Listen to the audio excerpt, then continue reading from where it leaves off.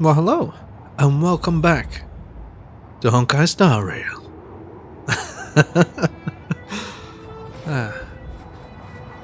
But yeah, I'm assuming everyone's watched the new videos that came out. What was it? The one that showed the roadmap? No, I've just been doing this to spend my resin. Don't mind me.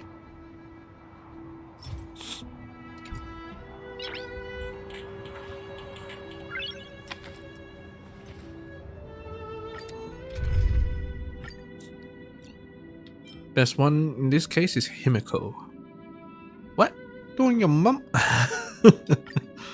Oh well, whatever. Fighting is meaningless. I have something Just for let you. Himiko do her thing. You won't get away. Tough luck running into the... I've no interest in conflict. You won't get away. Himiko's real great dealing with these guys. Except this Himiko is a lot faster than the others. Perhaps you Might as well still use it. don't understand. Humanity never conceals its desire to control the heavens, and I'm no exception. Fighting is meaningless. I have something. My turn! You won't get away. I've no interest.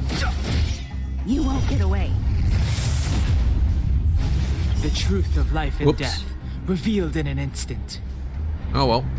This sanctuary is but a vision. Break! I have something for you. You won't get away. Tough luck running... Again.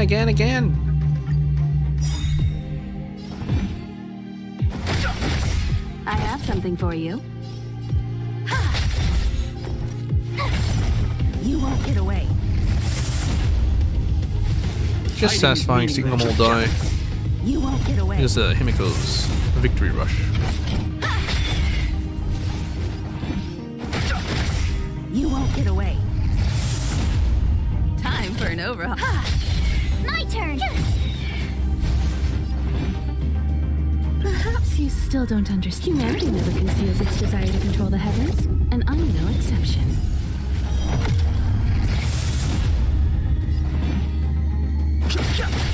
I have something for you. Tough luck running... You won't get away. You know what? Whatever.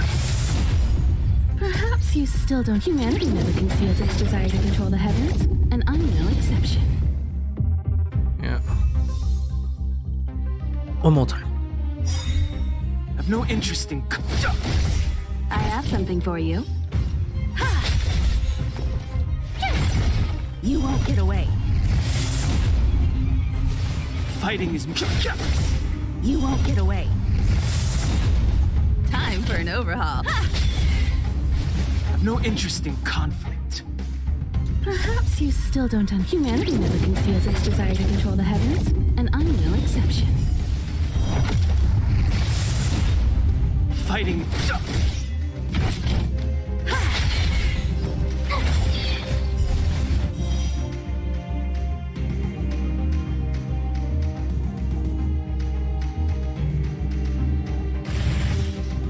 I've no interest in conflict.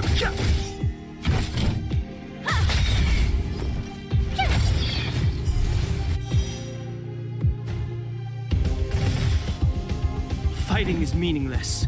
Which one is this? Oh, it doesn't matter. Perhaps use you it. still. Humanity never conceals its desire to control the heavens, and I'm no exception. Alright, I got a bunch of upgrade materials, so I can actually just use that. Also, I don't like this part where you gotta press A and then it'll join. I would like it if it was like a push button, like a right stick. That'd be better. And also, you can't move the camera while that happens. Because it's too easy to press A, man. It's way too easy. Also, I got a message while I was training from Pom Pom. I feel you haven't been back to the Express since forever, Cascade.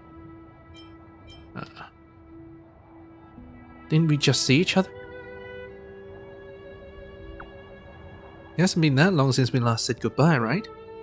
Don't worry about the details. Come back when you've got the time. Pom Pom has some things for you. Bing! The conductor's rewards. Alright. Let's go. Alright, here's the teleporter. I thought he was the teleporter. Oh, Himiko. I guess I should talk. Would Welt be around? Ah, hello. Cascade, you're back. Narrowly avoided disaster and now we're home. We almost didn't make it back. It's a shame I couldn't go with you. Cascade, you're welcome to come and talk to me at any time. Although I cannot travel with you, I can at least share your adventures. There's something I want to ask. What do you want to know? I'll do my best to answer your questions. About companions. About everyone on the express? Who would you like to know about? Himiko. She's the owner of the express. Trick around calling Pom Pom the conductor. It's all the same shit.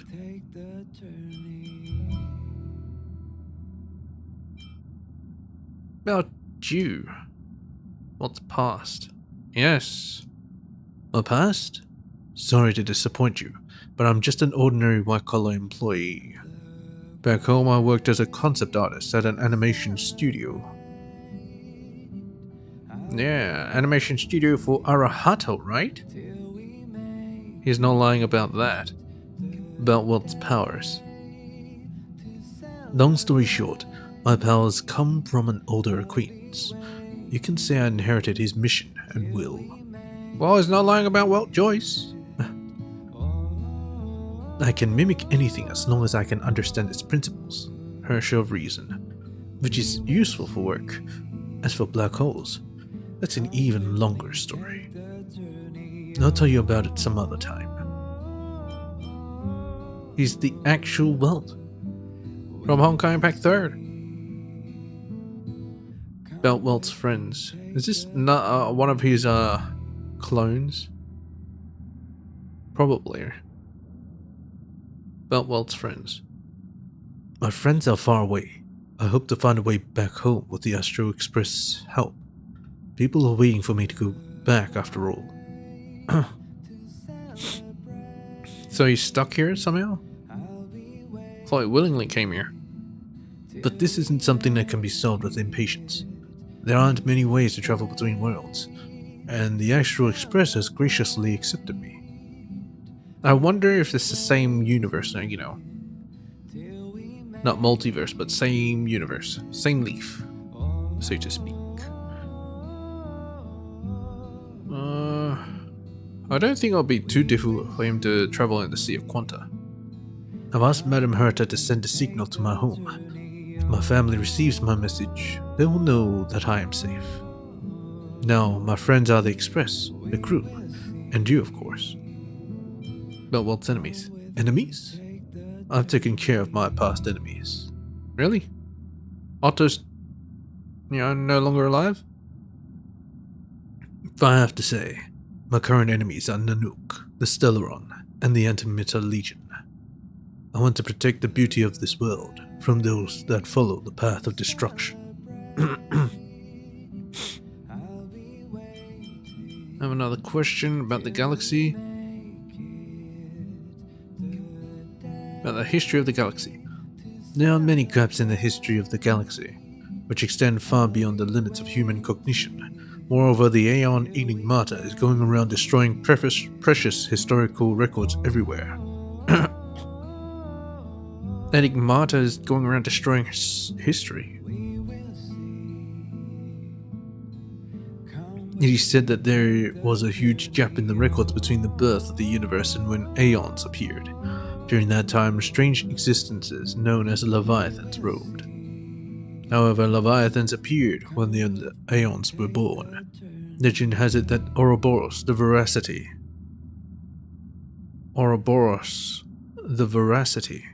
was the last remaining Leviathan. No one knows if that's true. But Veracity is also a path. So is Ouroboros an Aeon? Yet he's also a Leviathan? Maybe Ouroboros ate all the other Leviathans.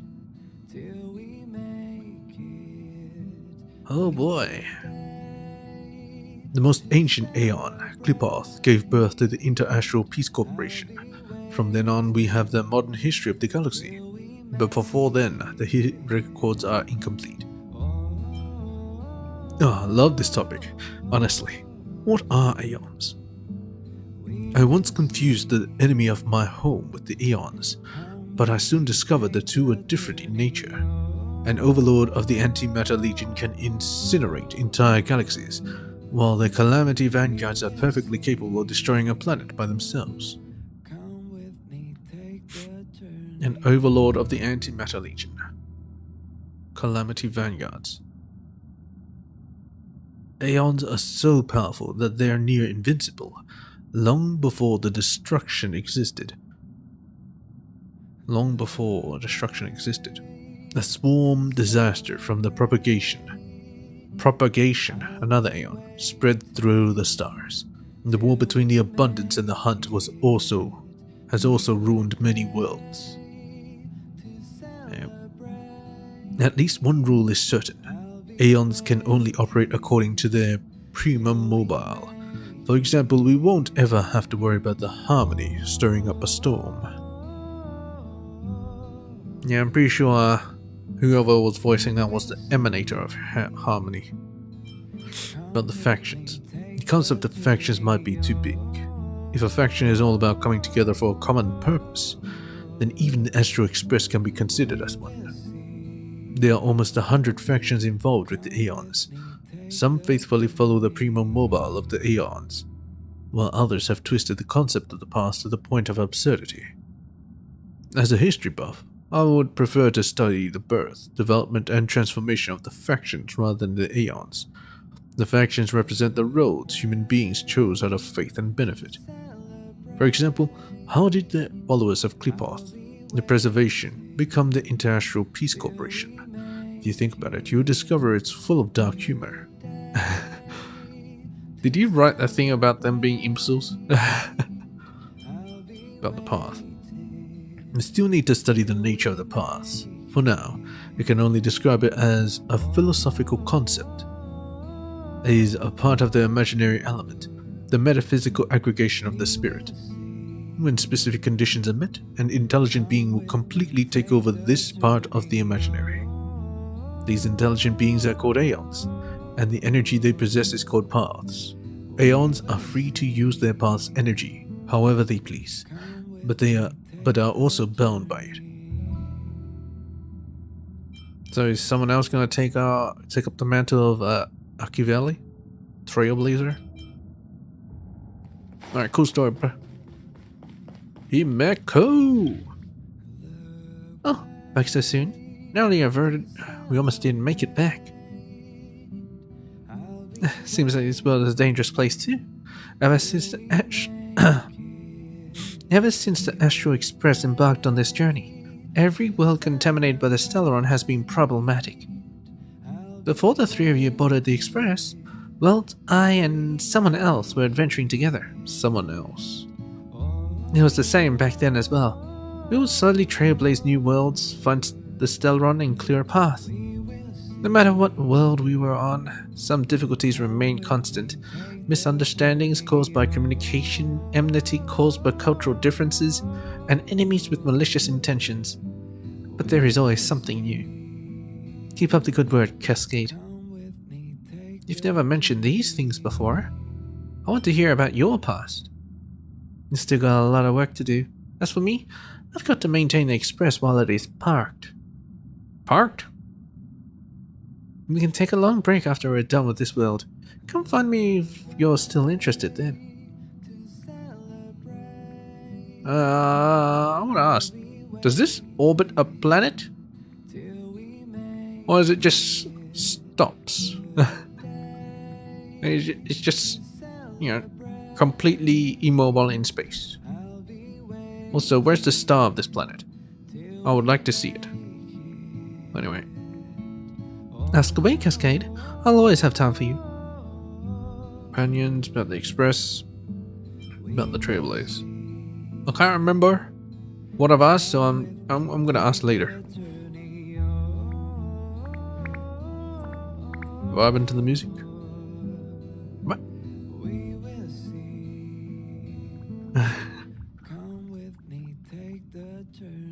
Tickets, please. Oh, Cascade. You're not the same person Pom-Pom just first met. What happened to you? I had a really fast growth spurt.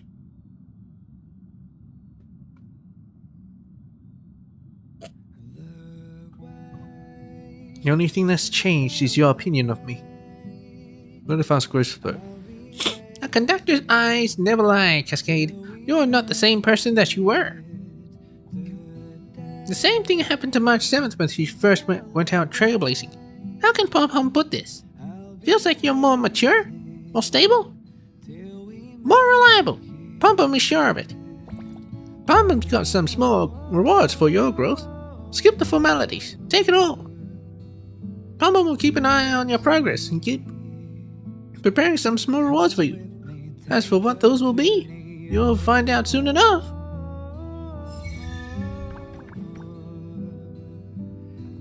What'd you give me? Huh? You're back? It's natural for the conductor to feel relieved when their passengers return safely.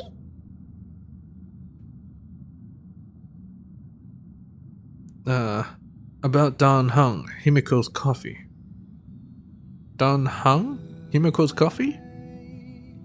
One of the things Pom-Pom admires about Don Hung is that he can actually drink Himiko's coffee. He even complimented her on it a few times. I used to wonder if there's something wrong with Don Hung's taste buds, but later he mentioned to me in passing that he regards Himiko's coffee as an excellent tool to test his grit. Anyway, please don't mention all this to Himiko.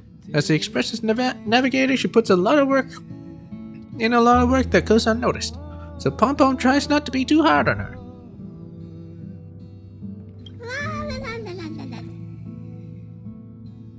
Trailblaze level. Claim. Let me claim. What's this?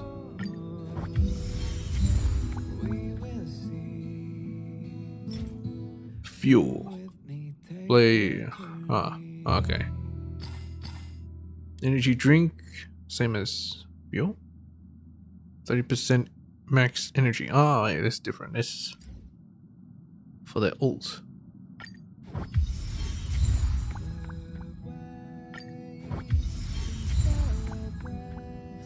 I'm almost 15. Alright, let's go back to the city. Oh. Is there actually more here? There's also chests. Oh.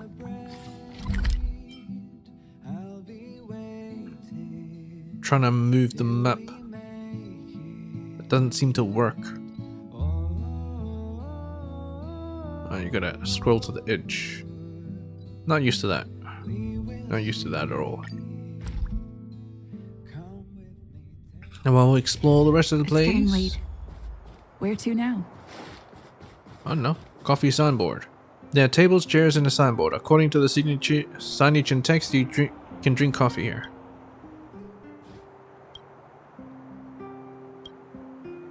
Gonna press them multiple times because they might have hidden text. You inch in closer and quietly listen. When your luggage doesn't make a faint clicking sound, you breathe a sigh of relief. God damn it. Luggage waiting for its owner. Maybe shortly after a detective will open it to discover essential clues to save the entire city. Well, that's a whole new story. Do not know,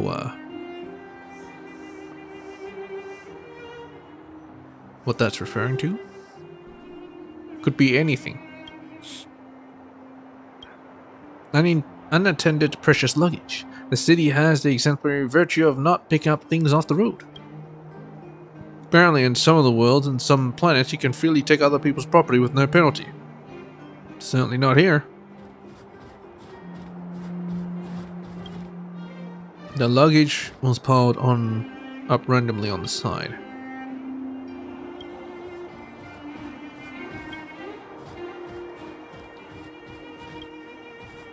You store your carry-on luggage here. Luggage is unguarded, so everything is up to the self-discipline of the people. What? Alright, whatever. Fuck off, ammo. Trash can. A tracing paper envelope. Black with silver lettering. If you found it next to a mailbox, you'd speculate that this flyer coupon was a love letter sent to the wrong address. But this is a trash can. It reads, "Today is Guardian Alice's birthday. The recipient of this letter must forward it to 3 other people within a day, or bad luck will follow them for a whole year." You wonder what happened to the person who threw it away.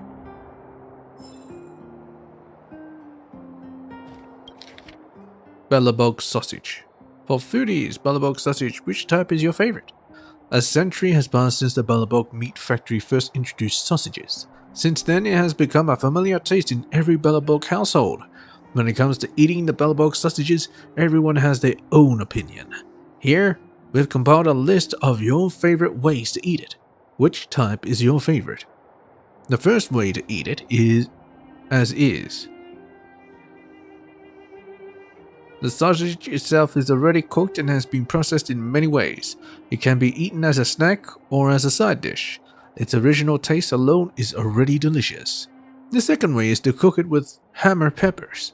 The sausage can be stir-fried with many vegetables, but hammer peppers are undoubtedly the best choice. Stir-frying causes the aroma of the sausage to complement the strong fragrance of the peppers, allowing for a more unique flavor.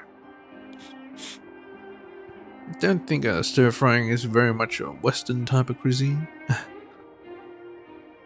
The third way is to grill it. Cut across the sausage before putting it on the grill. Served with spices, it's great as a street snack. Yeah.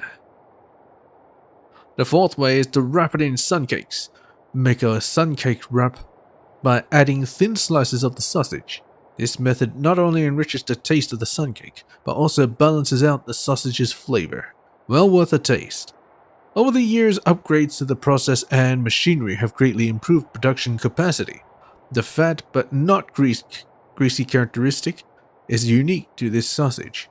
Its original delicious taste has been retained, and various flavors are now available for consumers to choose from. To celebrate Bellabog's centenary, the Bellabog Meat Factory is offering discounts on all products to all customers. Welcome to the store and try the products. Alright. Useless.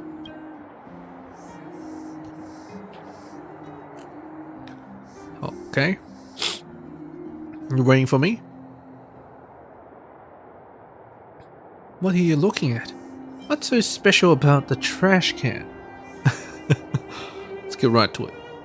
Nothing. It is plain and lacks character. Just like me. I am a good for nothing. I am destined to end up in a trash can. Don't be so harsh on yourself. You're quite a poet. Yeah, let's compliment him a bit. Thank you. That was indeed my occupation. I forgot to introduce myself. My name is Ammo. I write things for a living. Sorry for blocking away. Huh? Can I help you with anything? So you are a writer? I'm afraid I don't deserve the title. I produce less than mediocre writings in great quantity for others. A ghostwriter, as they say. I doubt if I'm qualified to write at all, even for the rubbish I produce. Let's talk about your works. What do you write then? What kind of rubbish have you produced? Yeah, let's ask.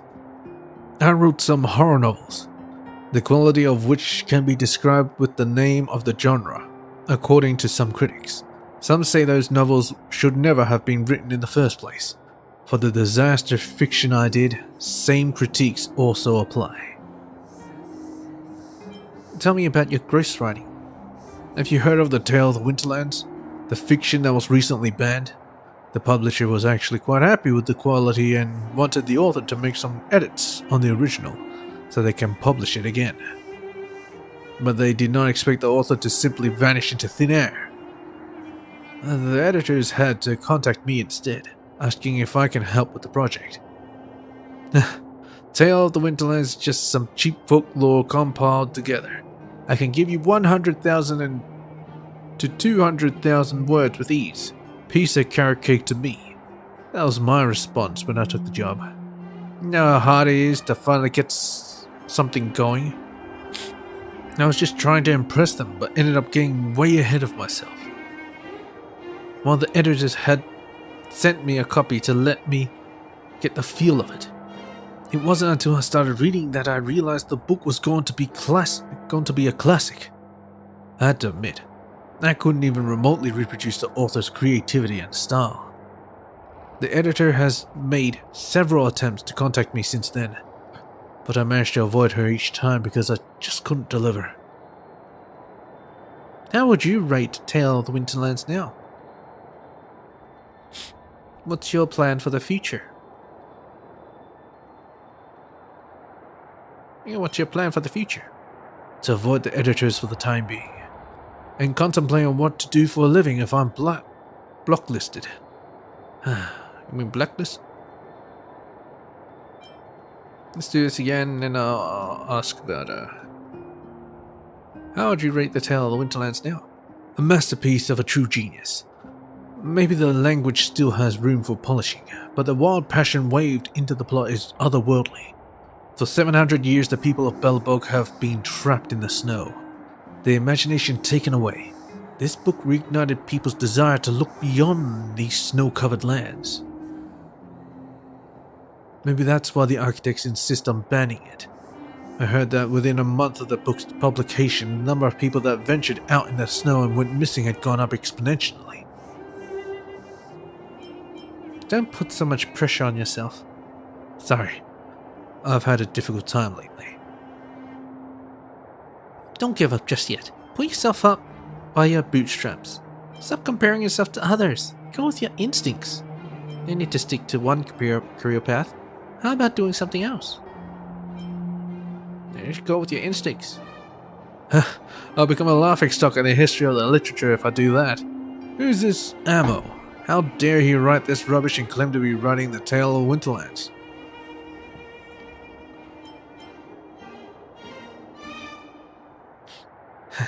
Easier said than done. No need to stick to one career path. How about doing something else? Yeah, I do consider that, but writing is my true passion. My writing may be bad, but I feel happy when holding a pen in my hand. So for my questions, recipe, punitive food. Chapter 1, Far From Home. This chapter mainly talked about Artem, a member of the Belobog Supernova Expedition Team. He was accidentally dragged into a blizzard outside Belobog. After falling off a cliff, he began his struggle to survive. When Artem first joined the Ancient Relic Expedition Team, he was known as the most promising youth in the history of the expedition team. He graduated at the top of his class from the best medical institute in Belobog, while also having degrees in archaeology and geology. His physical capabilities rival that of an ancient professional athlete. Not ancient. And he has claimed multiple national rock climbing championships as the head of the Medical Institute's Rock Climbing Association. However, beneath the glamour and praise hides an extremely stubborn person who is obsessed with the relics of the old world. When Artem first joined the expedition team, he often became overly devoted to the studies of the ancient relics. He locked himself in the research institute for days, until the staff found him passed out on the lab floor. What? I even forgot to eat? Yes, Artem. You even forgot to sleep. That will do. I'm gonna fill my stomach and get back to my research. It was not until recently that he learned to keep some canned food in his drawer in the lab. This only made him stay even longer in the lab than before. In the beginning, many young ladies set their eyes on Artem. For a little while at least. but everyone soon realized that the humanoid organism named Artem seems to be unable to develop emotional connections with others. What a pity. Oh boy. In his own words, "For now, I just want to adventure." The Ancient Relic Expedition Team belongs to the Belobog Museum. They are a team of adventurers responsible for finding old world relics in the areas surrounding Belobog. Retrieved relics will be studied extensively by archaeologists and historians. However, their work must be done in a harsh blizzard environment. Dangerous situations and accidents are frequent in this line of work, which requires both wisdom and courage. Without a doubt, these archaeologists are the true explorers of Belobog. It shouldn't come as a surprise that the explorers may die at any moment. This moment was no different. Artem moved towards the cliff face as he dragged the lower half of his body with difficulty. The wind was much weaker here, making sure he can breathe a little easier before his inevitable death. His vision was blurry, but he couldn't tell whether it was due to the blizzard or if his eyes were wounded. He tried looking up the cliff where he probably fell down. Did the team member he pulled up find safety? He must have, right? It was only a matter of time before he joined the other team members. That's a relief.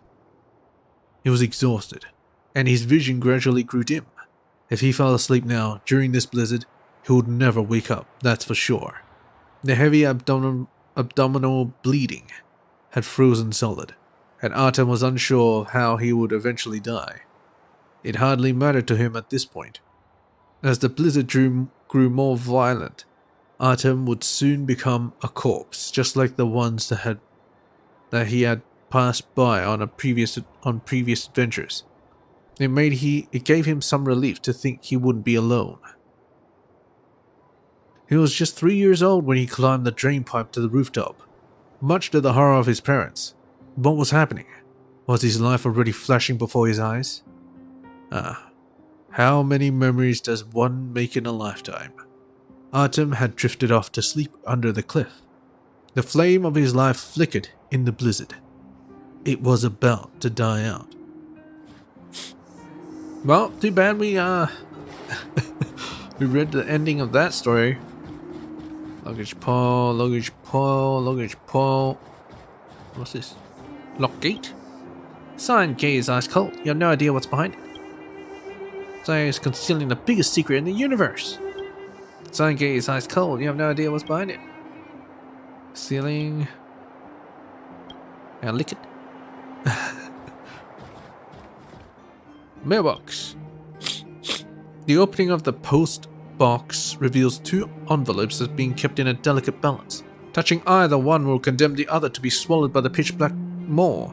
Such a dilemma falls in front of you.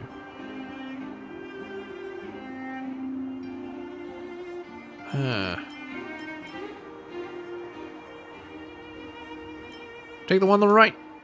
You take the envelope. Misdelivered letter. An envelope found in Belobog. The envelope reads, "The trash I wrote should never see the light of day." That's fine. It can rot forever in the bottom of the dark mailbox. Maybe someone in the overworld can help you with this unsent letter. Oh.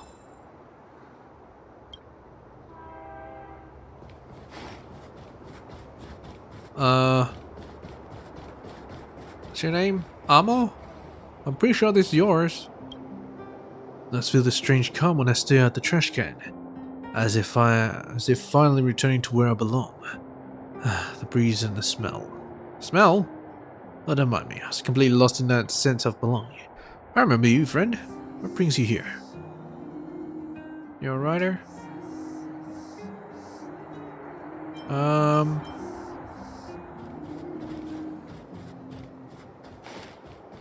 No? Oh well. Oh well, street lamp. Yep, same shit.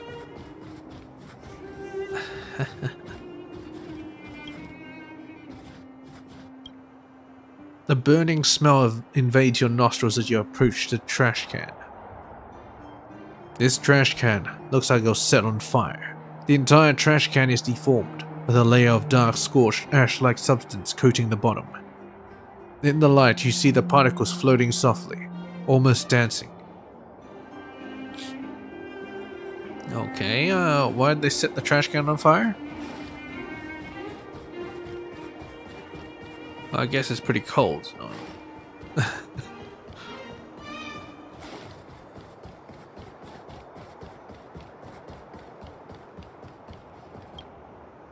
Two trash cans. One stands glamorously shining, the other lies unceremoniously rusting. You want to help it up, but think better of it. Even trash cans have their dignity. Sanctity of the trash. Come around and have a look. Sausages? Oh, god dang it.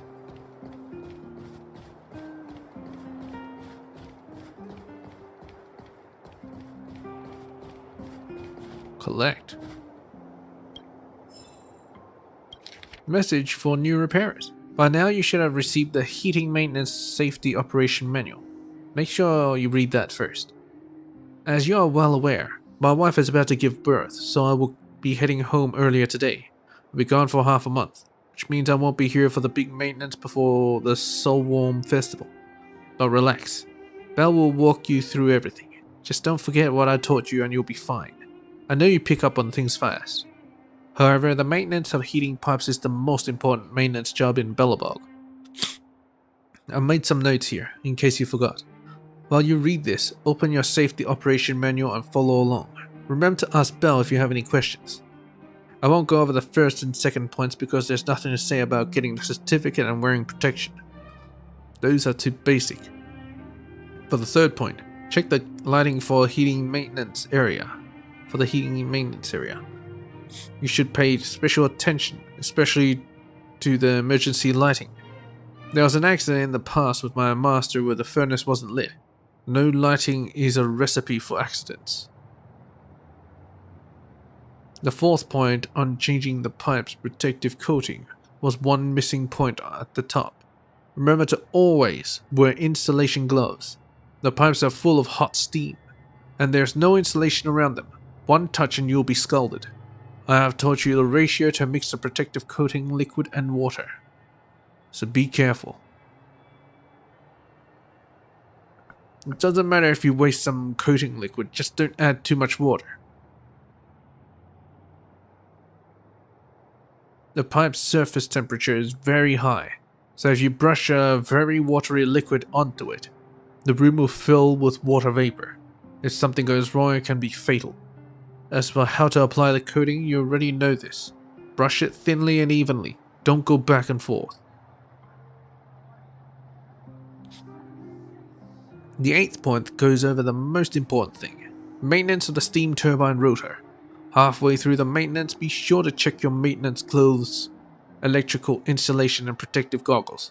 Also, when going back for maintenance, please remember to stop the boiler and generator. This is a delicate device, and if it breaks, there's no replacing it for a while.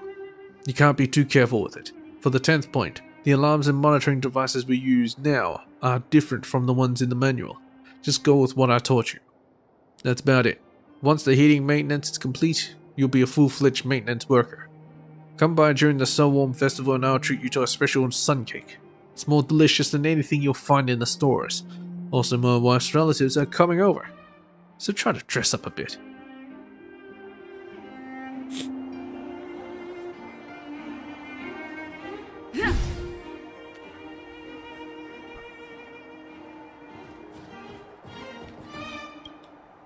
A pretty postcard lies among the garbage.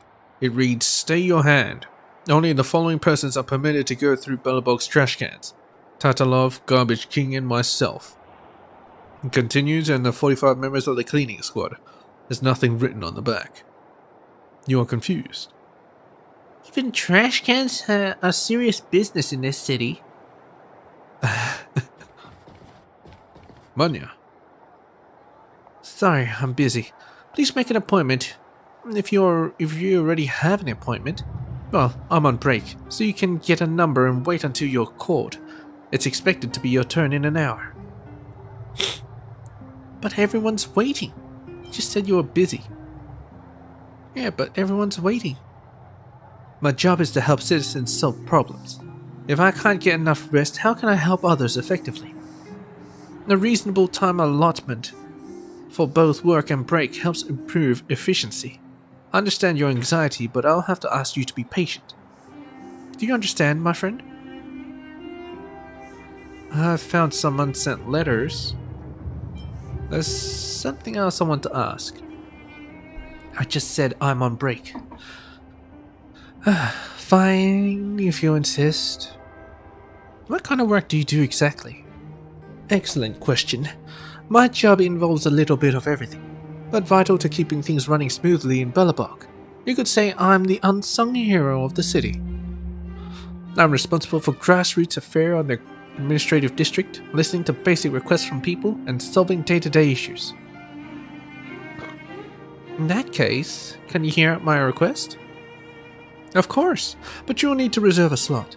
My work hours are from 9 a.m. to 12 p.m. and 2 p.m. to 5 p.m. I handle administrative and civil affairs during these times. 9 to 5, huh? You get a 2-hour break? I'm currently on break. As a public official, separating professional and private time is of basic importance. How do I make an official appointment? Please fill out form counter 236 on the second floor of Klipoth Fort. Then have a staff member stamp it at window 35 on the third floor. Bureaucracy. After stamping, please head over to window 155 on the first floor and wait in line for proof of appointment. Then formal processing usually takes 1 month after the appointment has been made. 1 month! To inquire about the specific processes, please consult the window staff when making the appointment. You're just trying to slack off, aren't you? What would make you think that? But I don't blame you. Many have the same misunderstanding, thinking this is just a job where you can kick your feet up. A job where I just clock in, drink tea, read the newspaper, chit-chat with the colleagues, and stare at the time, waiting to get off. But that's all nonsense. Please lose these false impressions of grassroots public officials. Our days are busy ones indeed. Nothing else? You again? I just said I'm on break. Fine. So what exactly do you want to know? Found some unsent letters. Unsent letters? This falls within the scope of duties of the administrative department, but... Alas, fine. Let me take a look. Confirm. What does it say? Please buy me a stamp and post this for me. Why isn't the recipient's address provided? The sender is so careless. Thanks for doing this. I'll take care of this letter. You notice Manya's fleeting glance at the trash can next to her. You again? Found some unsent letters. Unsent letters?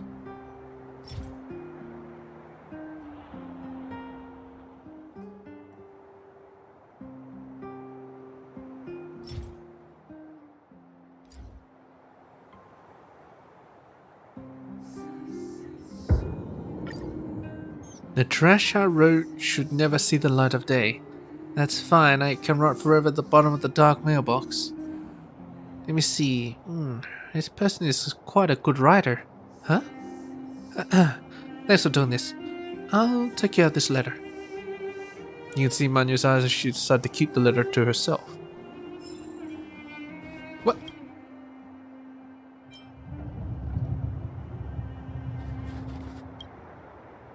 Don't get close without courage. I was about to say. Might have the thing on it. Oh, not available. Oh, okay.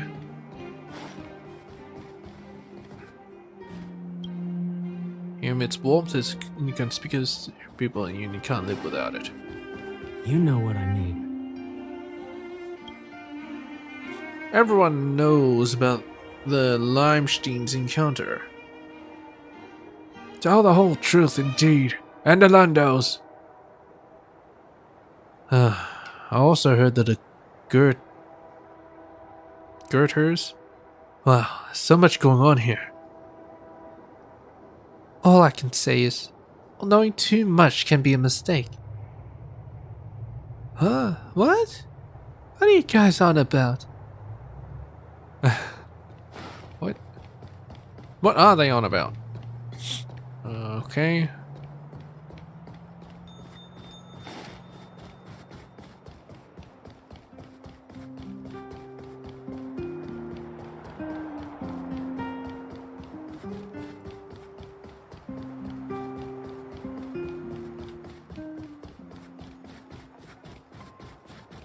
He's back.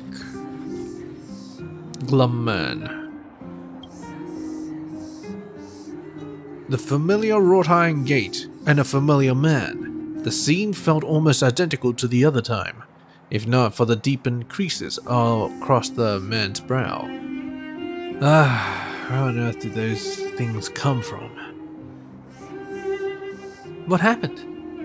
The ghostly goings on again? Who's there? Hello, dear stranger. Do you remember me? We've met before. It's wonderful to see a familiar face. I was just about at my wits' ends. Why is that? Where are the others? Those friends and neighbors of mine, they've mysteriously disappeared. Haven't seen them for a long time. No thanks to those things. I hear that after catching innocent people, they will... And then they'll turn into us, and then go search out for more unwitting innocents.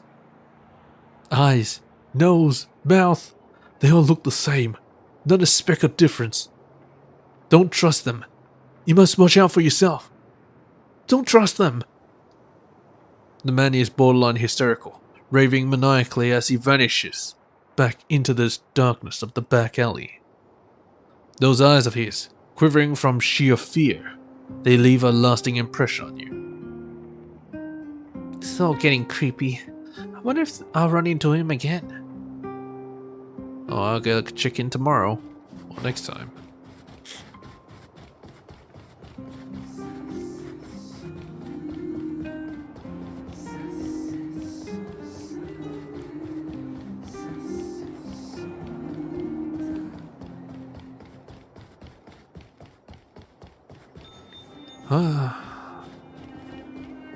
We're here. Collect.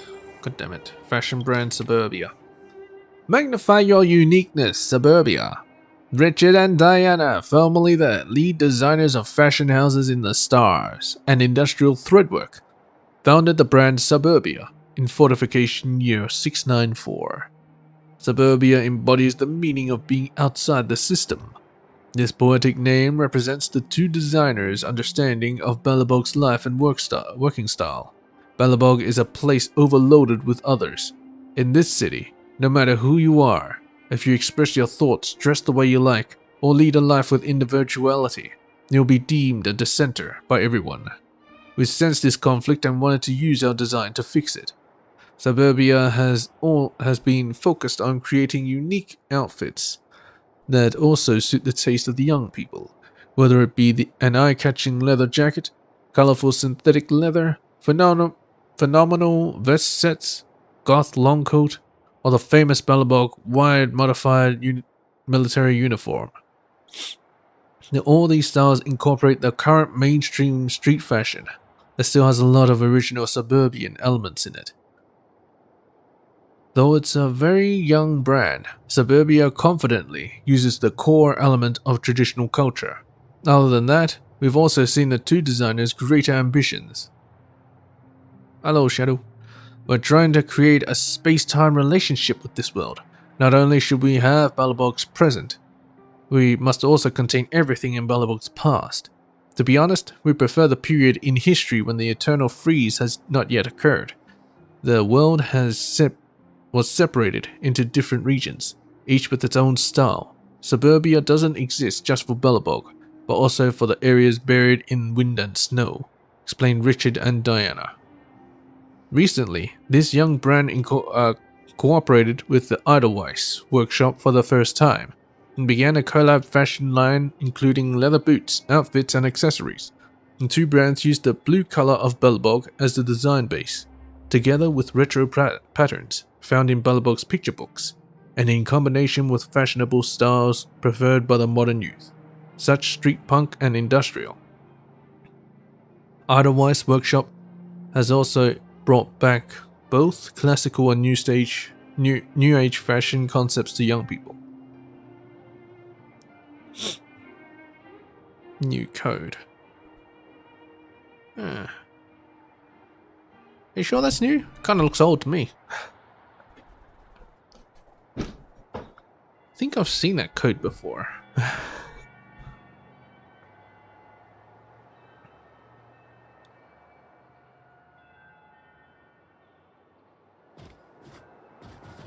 I think that code was part of the departure video, the mini concert, I believe.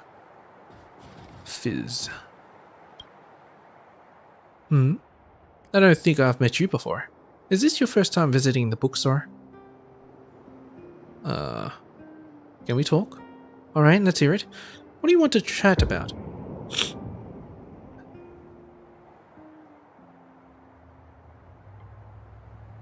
Yeah, I've seen that code too. Version 1 XED Life. Pretty sure I already have those two codes. How's business? Not bad. Belbog has a lot of people who love to read. But it would be nice if everyone paid for the books they read. I want to see the adventurous moles. What? Do you have any recommendations? You came to the right person. What kind of books do you like? I like to read some fantasy. Fantasy? You'll love this one. It's about a traveler from a different world who is on a journey to find their family.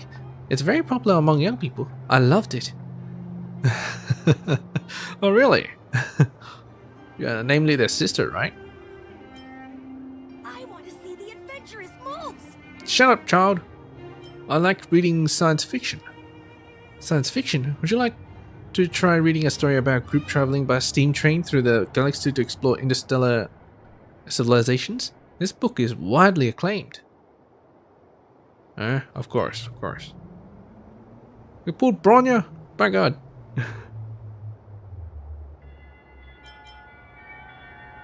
Yeah. Gotta admit, you seem to have the luckiest account in Honkai Star Rail. I love mystery books, mystery novels. I'm also a fan of mystery novels. What do you think about this one? It's about a young girl, Detective Anraku, and her associates, solving strange cases and uncovering hidden truths. It isn't exactly a hit, but it's quality writing. Well, I think that's catered to the ladies. If you know what she's referring to, you know. I want to see the adventurous moles. You have crazy luck. Have you tried buying the lottery? Sorry. Alright. What books do you have? I'll be here reading. Let me know when you've made your selections. Okay, it's just 2 books. Mythological Tales of Eurillo, God of Spring and War, and Analysis of Eurillo, God of Spring and War. So, this is an analysis of this book. Okay. Story and expert analysis of traditional legend from the northern region of Nakatha. Nakatha. Hey.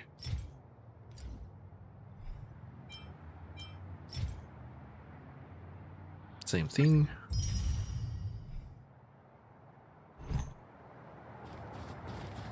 Okay. I might read that on top of on the train.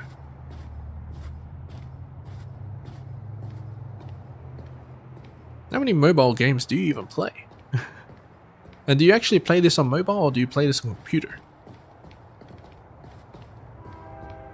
Alexis. We got the news, today's paper. Hot off the press. Ah, a new face. Interested in a newspaper? Let's have a chat. Sorry, you caught me during working hours. But if you want to buy a newspaper. How's business? Business?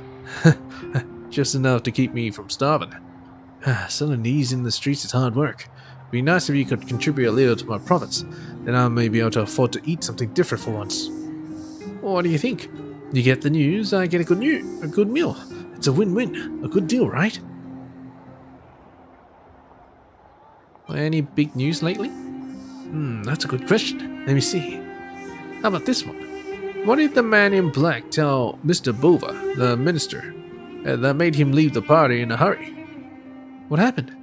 Hold on. Check out this one. 6 out of 7 people fainted while eating hot pot. No harmful substances were found in the hot pot. How did this perfect crime happen? How? You want to know?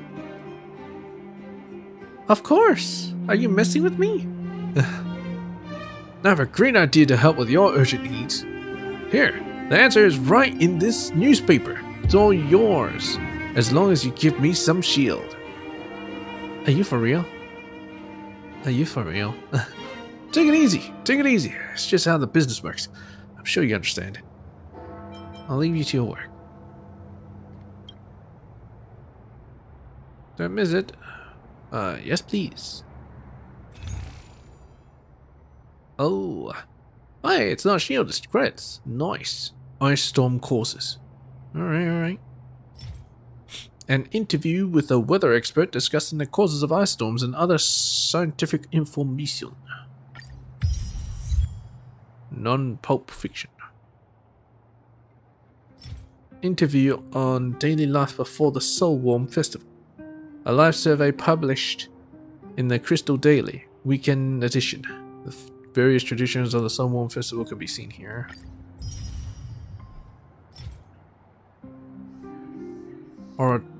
Oratorio, Supreme Guardians, Premier Spectacular. Newspaper clippings of Grand Oratorio that carefully preserved.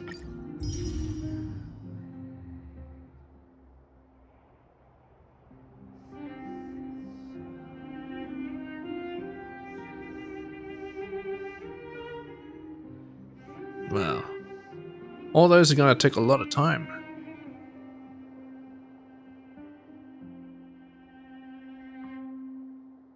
Blue stacks. On-page advertisement of the Lifestyle magazine recommending dessert recipes. Oh well, I can only read these on the trains, do I? I get off scot-free for those.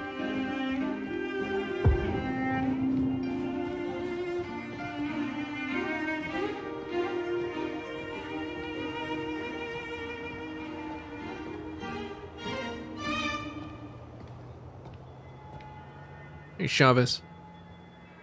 Young person, look over here. Just 2 minutes of your time can save you from future losses.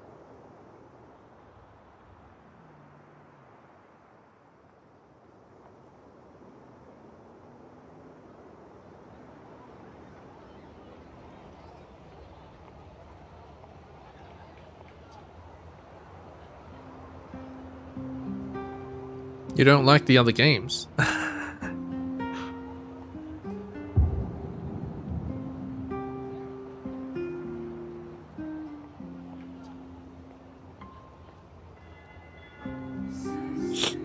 Yeah.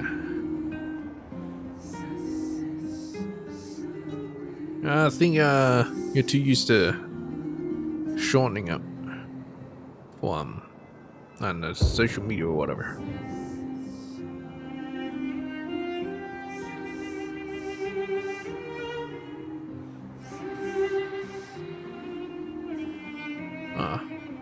I guess all your luck went into Star Rail.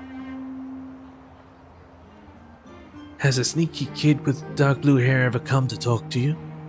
Sneaky kid with dark blue hair. No? Rings a bell. Isn't that Sampo? I've never seen someone like that. I won't say he's a kid. I've never seen someone like that. You are likely a potential victim of the dark blue scam. Take my advice. That guy's a real scammer. a serial scammer. Don't believe anything he says. Here, take this. This is a tutorial on preventing scams written by the Dark Blue Scam Victims Association. Read it carefully. If you have any questions, come to me. Can I ask a question?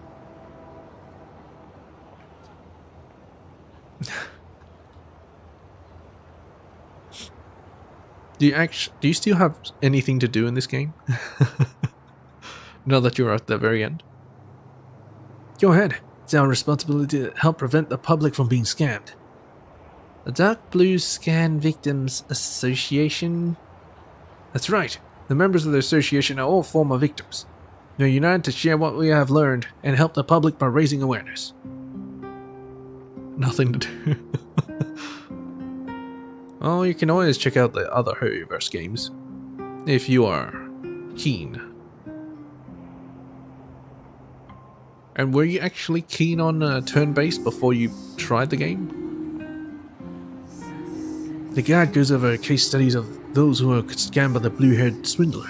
It is evidence of his evil crimes, a painful lesson that we predecessors suffered.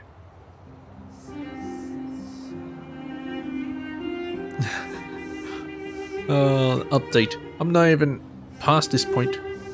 I gotta hurry up. How were you scammed? The first time I met that guy, he asked if I wanted a parallel universe printer. What?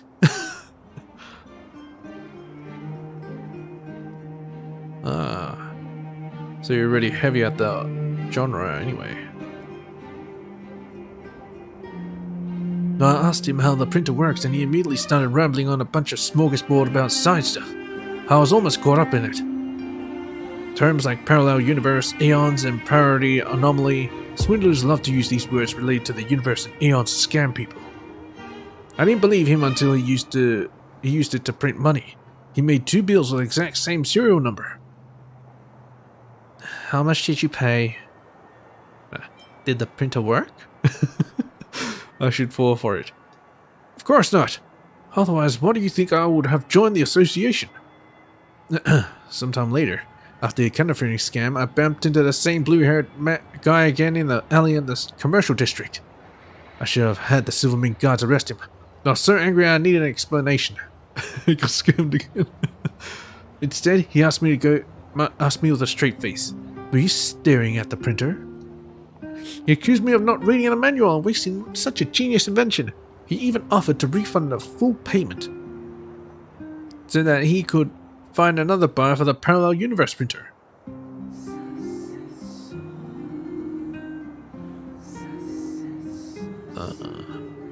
BlueStacks app player lets you play phone games on the PC. Kinda like an emulator, huh? Except, you know, it'll be an actual client.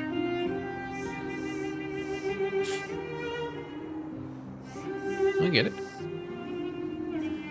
He also said if the operator keeps staring at the printer, the parallel universe transmission can't happen. The only way to avoid interfering with the transmission process is to observe it with the help of an ether lens. Wait, ether lens? So, you bought an ether lens. Doesn't that sound reasonable? So I was tricked again by this apparent sincerity. Now I know that 9 out of 10 people who try to associate their products with any kind of parallel universe theory are scammers. Parallel universes actually exist. Wow, I am so scared. Yes, let's be sus. Laugh at me if you want. Just remember what I told you. Be careful with anything related to parallel universes. That's all.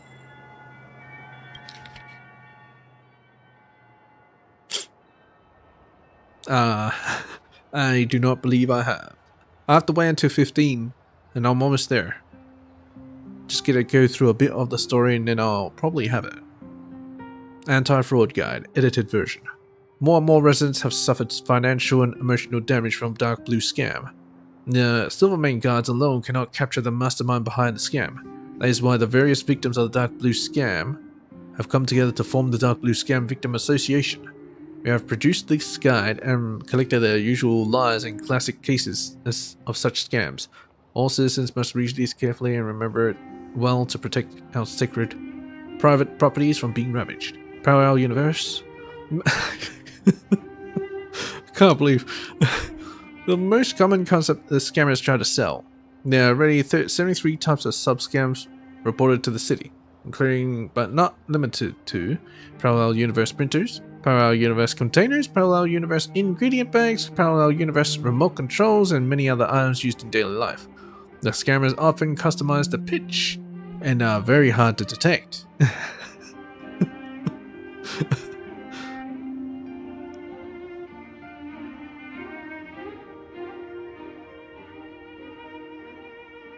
Take some of your luck.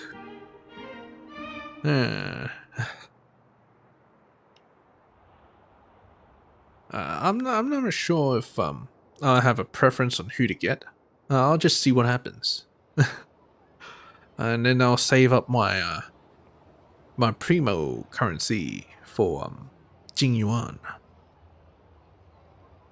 Please also be careful when purchasing items related to parallel universes in secondhand shops. It is best if you immediately report the incident to the Silvermane guards and record any monetary losses. Please avoid going alone to confront the scammers. Stop your investment on time and prevent chain scamming. The guide warns all Bellbox citizens that no shield grows out of the snow. Wealth must be gained with your own industrial two hands. Perpetual Machine, a scamming case study provided by a victim, Molly. Oh, it actually gave a name. The scammer used a preset mechanism to construct a seemingly never-stopping gear wheel, but the victim realized once she was home that it needed to be manually winded up. According to more recent victim reports, there are now sub-scams such as the water spinning wheel, 4 pendulum clock, and circling the pendulums and the circling wheel. The guide warns all engineers and technical staff to firmly remember the basic laws of the objective world and not be superstitiously believe in fantasies. Do not go after big personal achievements and fall into the trap of the scammer. Oh, you'll probably need some more luck after you see the new banners.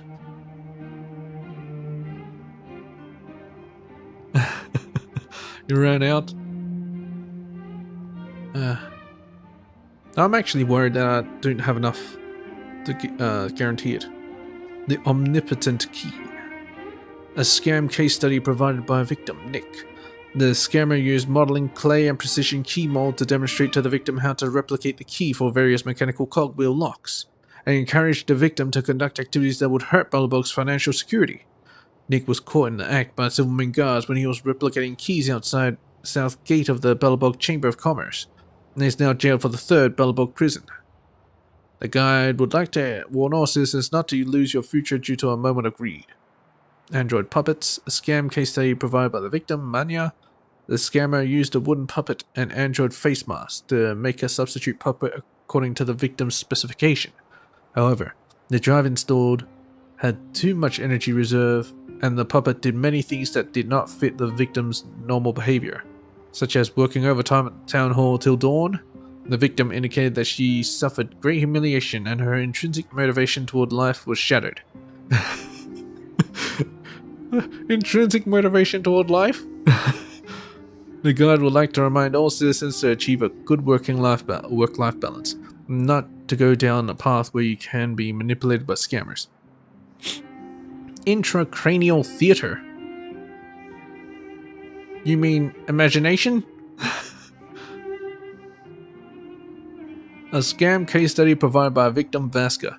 The scammer used 2 mini in-ear music boxes to store the audiobook of The Tale of the Winterlands as the victim had requested. However, according to the victim, the latter half of the recording was edited and recited by the scammer, with the entire cast dying and dealing indelible emotional damage. To the victim. The guide would like to remind all citizens to embrace reality and do not lose yourself in dreams of virtual worlds, and definitely do not imagine yourself living in such stories. The other detailed cases are all collected in the Dark Blue Scam case pamphlet, but in combination with the Dark Blue Scam anti-fraud guide will only cost you 1,250 shield. You know how much that costs? It's like I think each shield is worth like 50 credits. That's...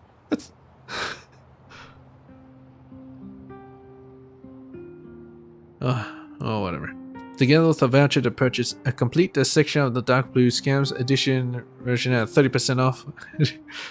Well, Dark Blue Scam Victim Association anti-scam effort needs your support.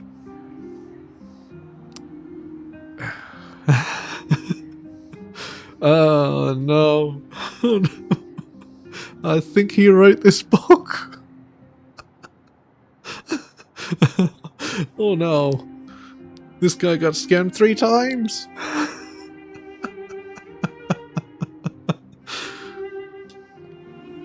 Oh, poor Chavez.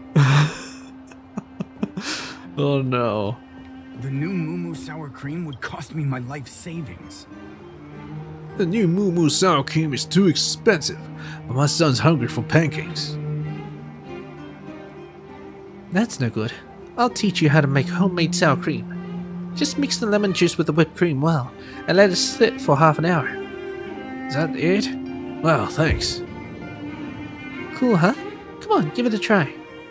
What? Okay. Bench. Benches are ergonomic. Ready? Ready? Here Sing! we go. The Traveler Who Survived the Blizzard. 26 Travelers Survived the Blizzard. 1 Thomas. Reading tips. Oh. Is this a song? Ah, it's a poem. This is a poem on how people from all corners of the world stumbled through blizzards and bitter coldness to Bellaburg. At the beginnings of the eternal freeze. Berg? With the arrival of the Ice Age, winds grew stronger, and the temperature dropped even further. Through numerous dangers and obstacles, people from all over the world came to Bellaburg. Berg.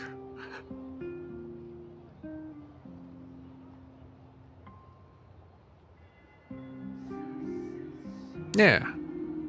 Yeah, you don't need Jingyuan. The Celia and Bronya, you should be covered for, I don't know, for at least 5 patches.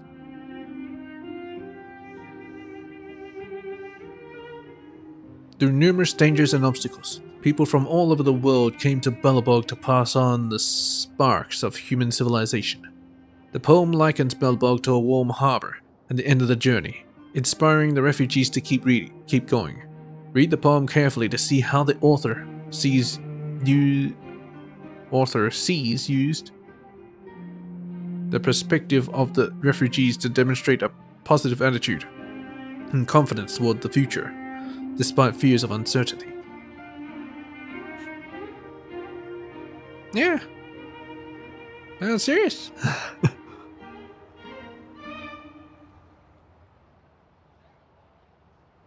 She should be able to carry you that far. Pushing upon a thick wall of white fog, a dim light appears in the distance, flowing in the fluttering snow, phasing in and out of sight. The migrants tread in isolation through the freezing, snowy path of dead silence, the weary bells ringing the crisp sound of helplessness. A melody could be heard in the distance. A voice of the past begins to echo. It's the vibration and harping strings. It's the reverberation of drums. The faint light no longer visible, nor the black dirt walls alike. Only ruins and wreckage. All that I encountered were stone pillars marking the distance. Oh, what sorrow and anxiety. Tomorrow, my family. Tomorrow, I shall go to the warm harbor and celebrate the end of my journey, while laying my stiff bones to rest. We will walk to the distant lights and outline the image of Bellaburg. The long night extends the weariness of the travelers, but it cannot make us lose hope. Oh, how it troubles me. Family, our journey is going to be a long one. The harps and drums have fallen back into silence. All that's left is the fatigued bells ringing in the wind, in the direction that the lights once were. From selected poems of Thomas Katana Thomas. 1612 before Frost. Famous poet at the end of 47 BF. Thomas was part of a refugee train from North Gothia that traversed the snow to reach Bellabog. Their arrival was warmly received by Alyssa Rand, who described it as the Great Voyage, bringing with it culture, art, and technology that are still influential in Bellabog today. Thomas's poems, known as the Poems of Battle, has inspired other refugees who migrated with him. Alright, let's speed up.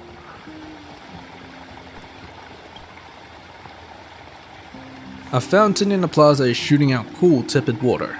You can see through the ripples that the bottom of the fountain has metal coins strewn around. Looks like locals use this as some kind of wishing pool.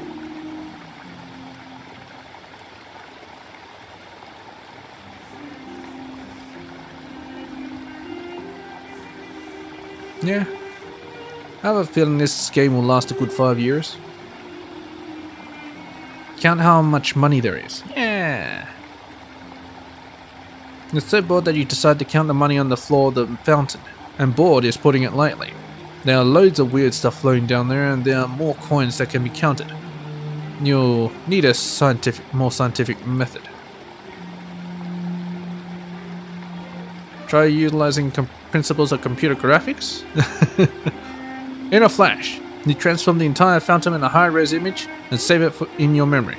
Next, you binarize these images in your mind and use morphology tech to begin your crazy calculation. I don't see any coins. In the end, you reach the final count, 116 coins. This number pertinent? Perhaps. You write it down, but then again, the number might change later on. Yeah, that's right, because I'm about to chuck in a coin. Toss a coin in and make a wish. You pull out a local coin and make a wish as it flips it through the air. Afterwards, the coin sinks down at the water, becoming just another unremarkable reflection among all the others.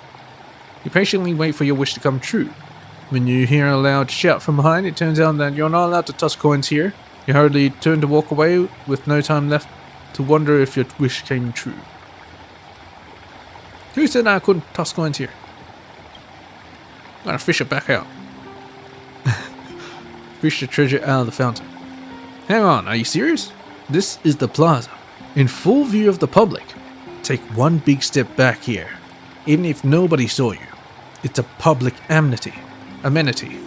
Wouldn't your conscience prevent you from doing this? Forget it. Seeing as this is such a creative idea, just go ahead and do it. But do so at your own risk. Oh. Okay. Cycle 1, praise of higher morals. It begs saying that this fountain really does have everything in it. Just like the ancient treasure tombs of the emperors gone by. Look, you somehow find amidst those ripples. Solid water? Makes sense to find it inside a wishing well, I suppose. Not solid water again. The Kellyank.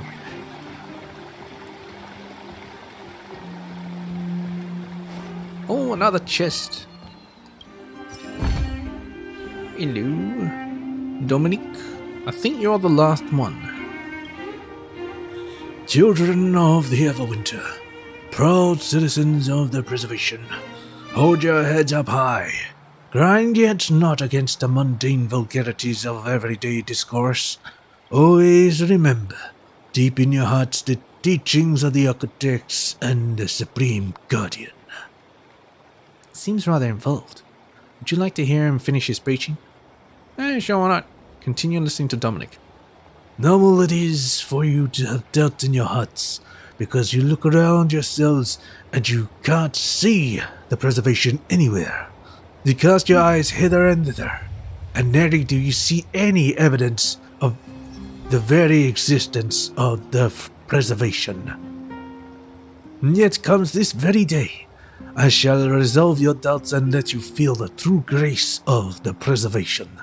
Let you marvel at the almighty will of the architects. Let's listen to what the crowd is saying. If there's no crowd. Yeah, what? What an impassioned speech. Hear that? Oh. Hear that? What an impassioned speech. Praise the architects, as his words have reinvigorated my lust for life. There's no crowd here. Is it really as great as you say?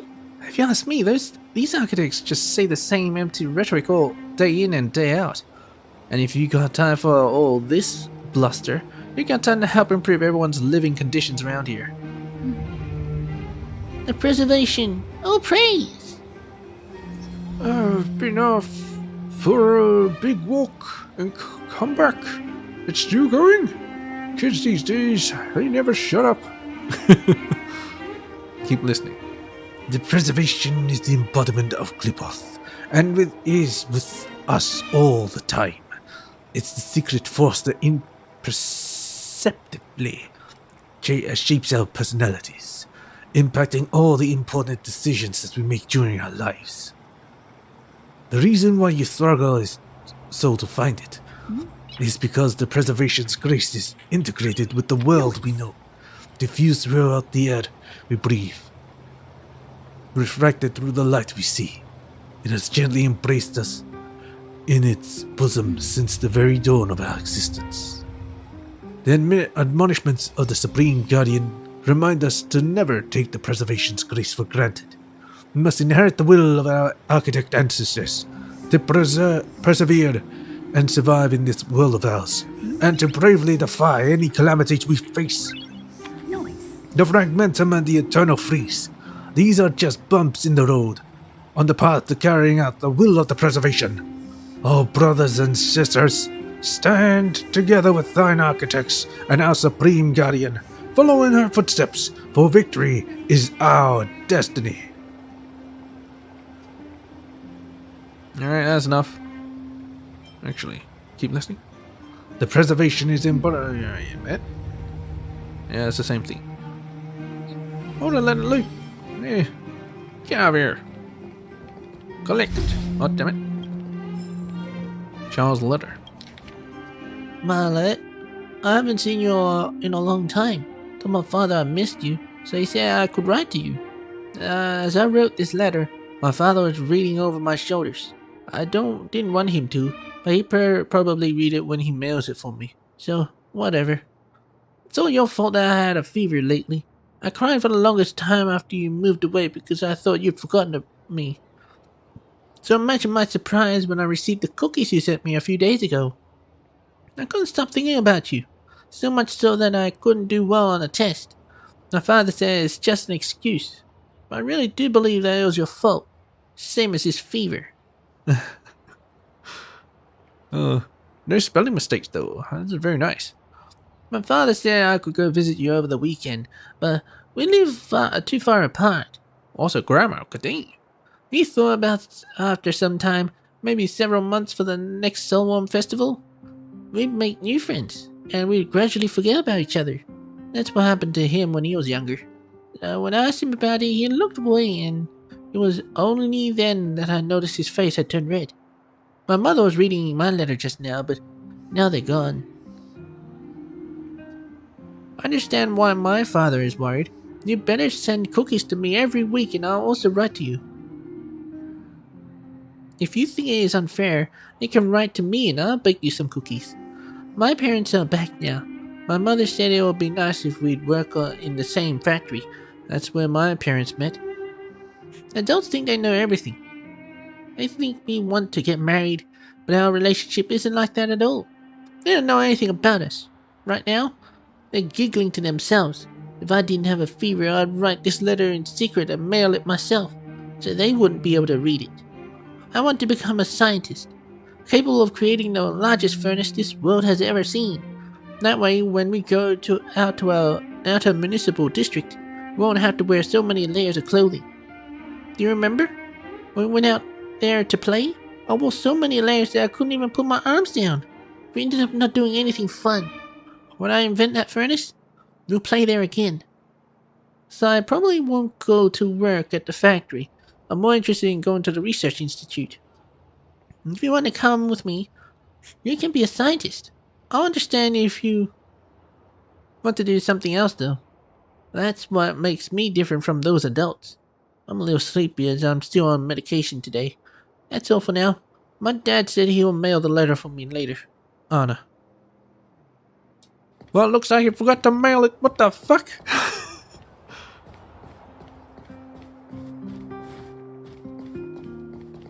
Food journalist?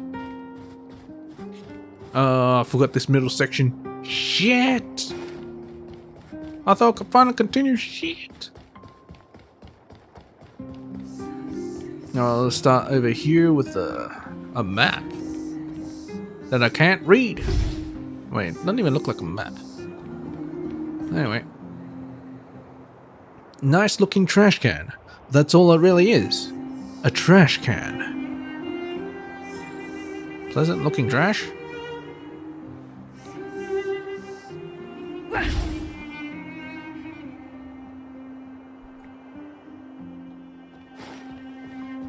So, this friend of mine. Hey, wait a minute. Molly. I'm so annoyed. Brief silence. Oh. No, what's wrong? Got a lot on my mind. What? You've never seen someone express emotion before? Why are you yelling? I was just passing by. Sorry, I shouldn't have lost my temper. You showed up at a bad time. I'm Molly, the executive consultant of Silvermane Guard's technology division. Who are you? I'm Cascade. That's an interesting title. Huh? Why am I commenting on on people's names again? Sorry.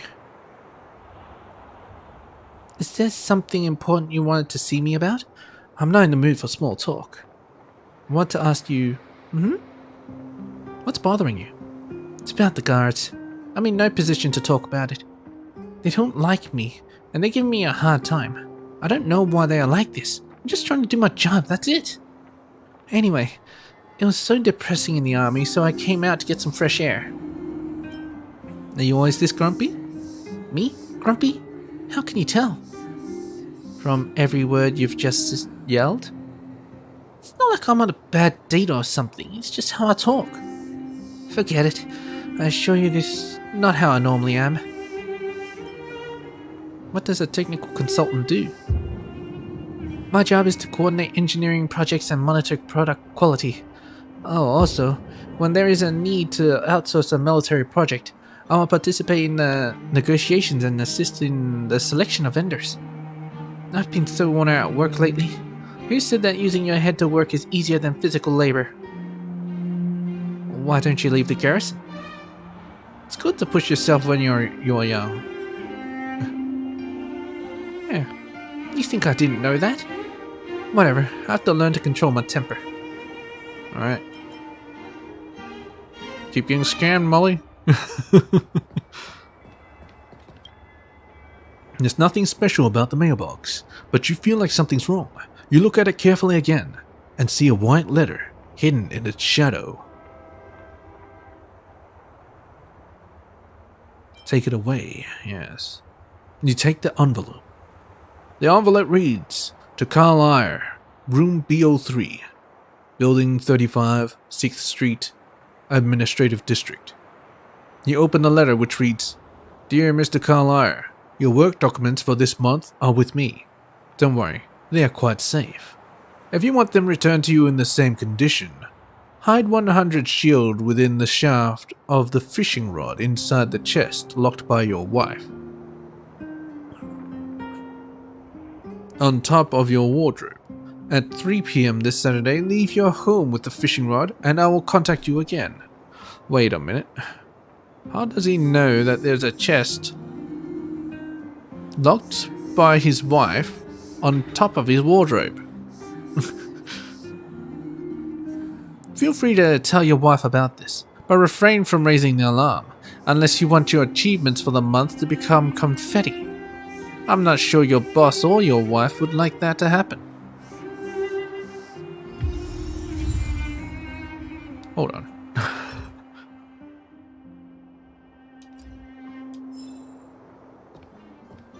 Either that's the wife blackmailing him for funsies, I guess, or it's his boss, which had an affair with and he's blackmailing him for funsies. You know, either the one.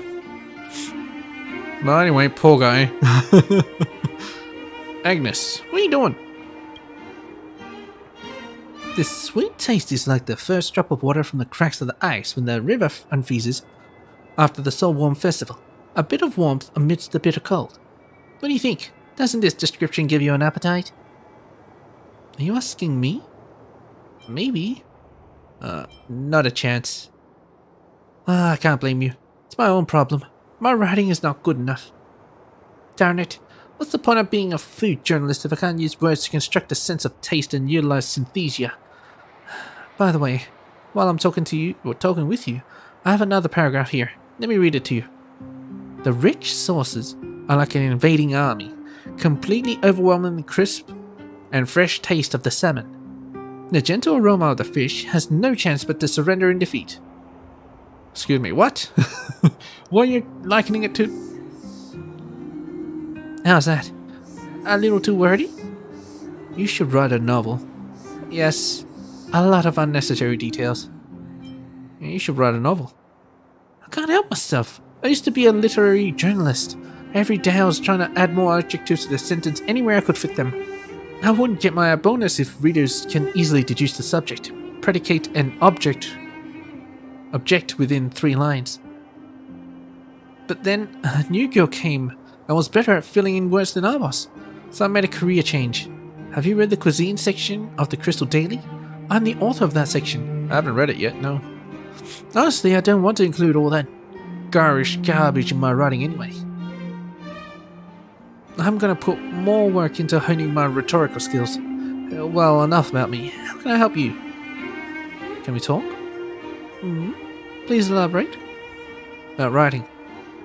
Why don't you try a more straightforward style of writing? It won't do. The paper has its requirements and the chief editor has his own. Word count needs to hit quotas, that's for sure. We get paid by words after all. Other than that, the editor has made it clear that our paper is produced with the educated class in mind. Ideally, our average readership should consider exposure to our publication both a privilege and a chance to learn. That newbie is a natural for this. She can write 100 pages for what could have been described using a few words. Wow. Don't you admire her talent?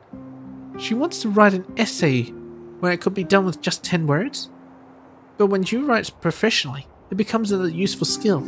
Nika was better at this. That's why I had no objections to giving my position to Nika. Be that as it may, I just can't force myself. I'm not made for this. Write some more and you'll get the hang of it. I've already bloated a 10,000 word review script to 40,000. That's the best I can do. Do you think that the ways of great writers accrued through the ages are used by me to simply bloat word count? How pathetic. About food. Any recommendations? No, I'm not mad at you. I'm simply stating facts. Belbog is not a huge place with a huge variety of food.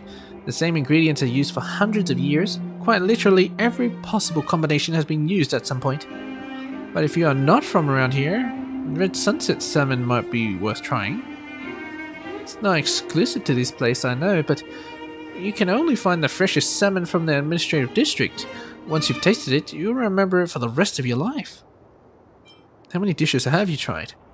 4,000, if I'm being conservative. But to be honest, hundreds of these dishes are purely new combinations of old recipes. People in Ballabog are masters when it comes to naming their food. We have names for dozens of body parts of fish. When you mix and match, you'll come up with new recipes in no time. I've got it. I hope my long articles can be as clear as the explanation today. Not really. That's all questions I have. More shit to read, yeah! Balerian petroleum jelly. Balerian petroleum jelly for extra protection. Balerian petroleum jelly has always been your best partner when marching through the blizzard.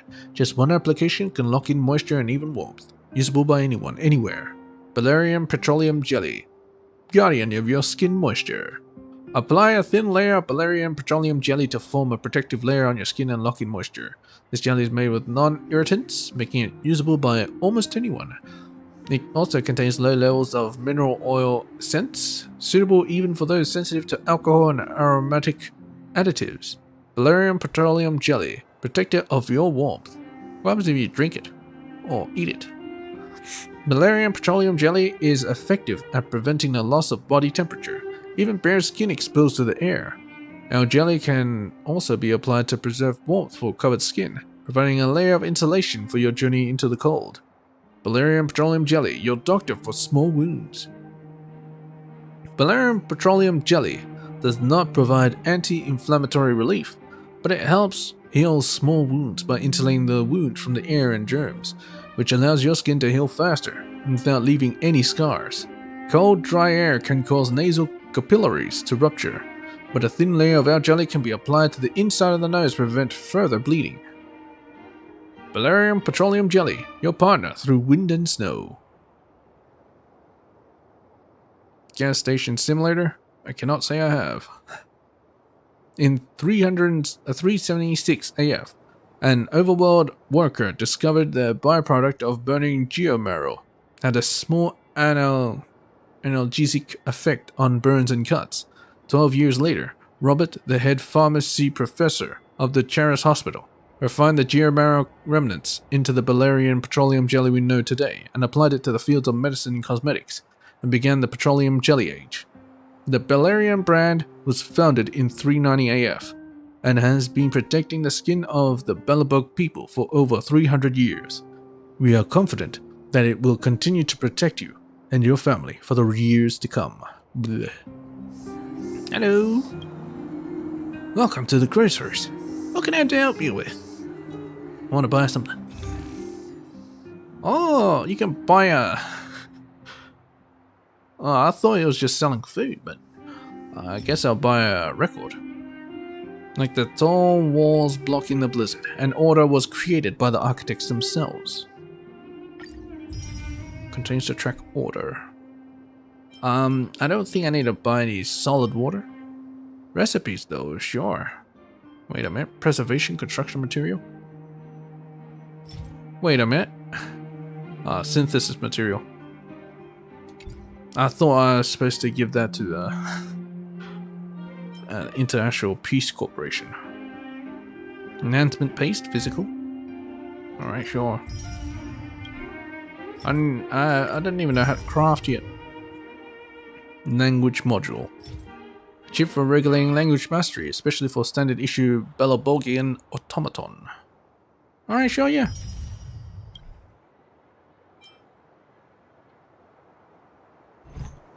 Thank the heavens. It's just trash nobody wanted. Anyway, thanks very much, boss. Somebody might eat this. You mean that, translator?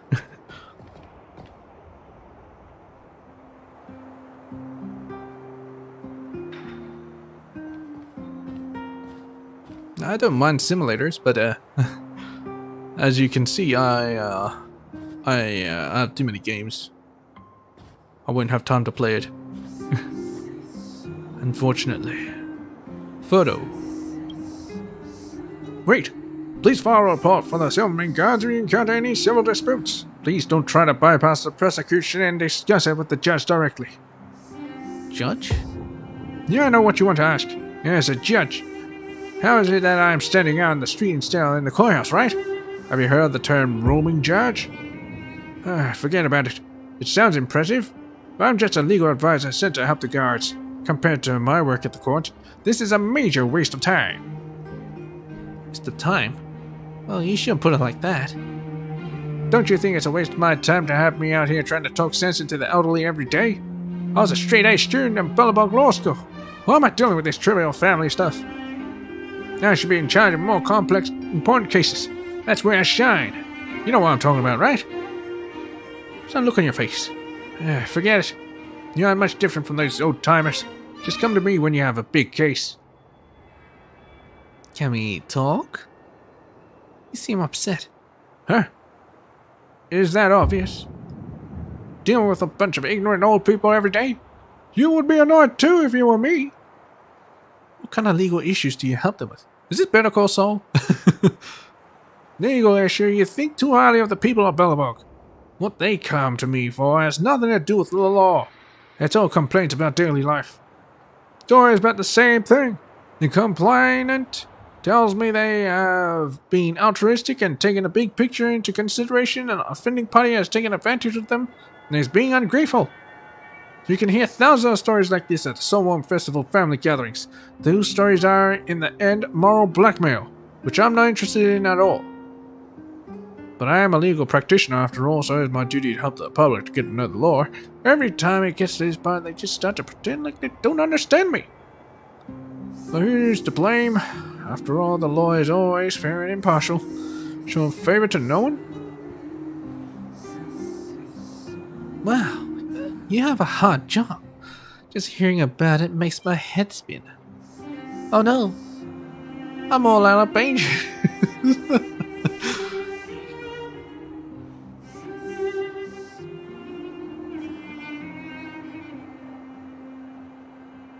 Gas station. Aliens? Wait a minute. Wait a minute. In the middle of the desert, in the middle of nowhere, I think I've seen this game before. Yes. I think, if I remember correctly, you are a biker. And you came to, I don't know, buy or you somehow acquire a gas station. Yes. And you gotta throw stuff into the trash, you gotta buy new stuff. I think, yeah, I think I know this. I think I know which one you're talking about. I think, I think a lot of things, but I'm pretty sure Markiplier played it or something. And that's how I noticed it.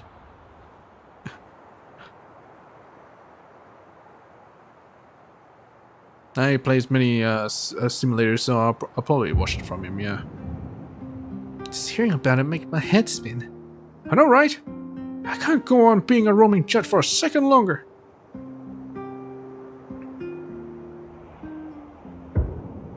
What kind of cases do you consider important? Corruption related with illegal organizations or personnel involved. Or at least arms smuggling or scams. There's Jack Spadicy.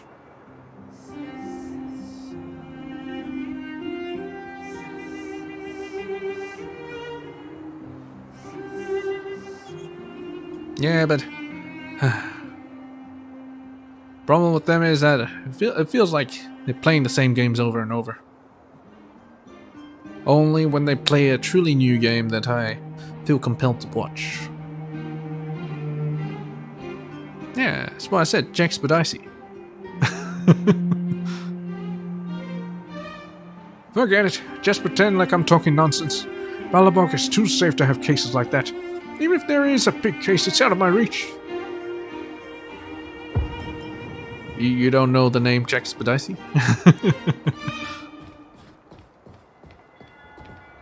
You don't understand the reference? Trash can. 2 trash cans. One for recycling dry garbage. One for recycling wet garbage. Where would you throw Pom-Pom's fur? Wet garbage. Nope, never put animal fur in the wet trash can. You immerse yourself in the joys of sorting garbage. Well, it's an old spat with PewDiePie. Phone booth. This is a phone booth. You find it novel because you were born in the mobile era. I only visited the administrative district so far, so you also wonder how big Bellabog really is. How many people rely on phones to contact each other? Sitting next to the booth and start thinking about a fancy show you used to watch. You can't help wondering how ripping your show. Yeah, whatever. Damn it! I'm gonna do this first. Mailbox. You can just Google Spadicy. Jack Spadicy. I don't know. And I don't really know the spelling, but you'll find it. This mailbox looks like it's seen better days. You think you saw someone post a sausage between 2 bits of bread here. Come to think of it, maybe they were just using it as a trash can. Alright, Lavone. Got any good real estate for me? Shh, it's free real estate. Great location on the outskirts of the city. Energy and water already sorted out. For this fully furnished property with fabulous interior design, you need to bring nothing but yourself. High demand, limited supply. I'd want to take one for myself. Hey, you there? What are you waiting for? I'm waiting for you to finish. I'm not looking to buy a property. Sure. Young people are not in a hurry. I get it. Let's put it this way. From the perspective of an investor, we are not talking about a house to live in. It's an asset. If I were you, I wouldn't miss out on this opportunity. Buy it now, wait for the price to go up, and sell it. Easy money. Tell you this, if you buy the property and decide to sell it at some point, no matter if you find a potential buyer, I'll list it for you 13% higher than the current price. You have my word. No, because isn't the fragmentum creeping up closer? I'm gonna lose the property, just like that guy over there. Trust me, I'm the best local property agent. Blech. There hasn't been a house that I couldn't sell. I probably said enough. Anyway, think about my proposal. Don't make a decision that will make you someday regret. That you'll someday regret. Oh, wait a minute.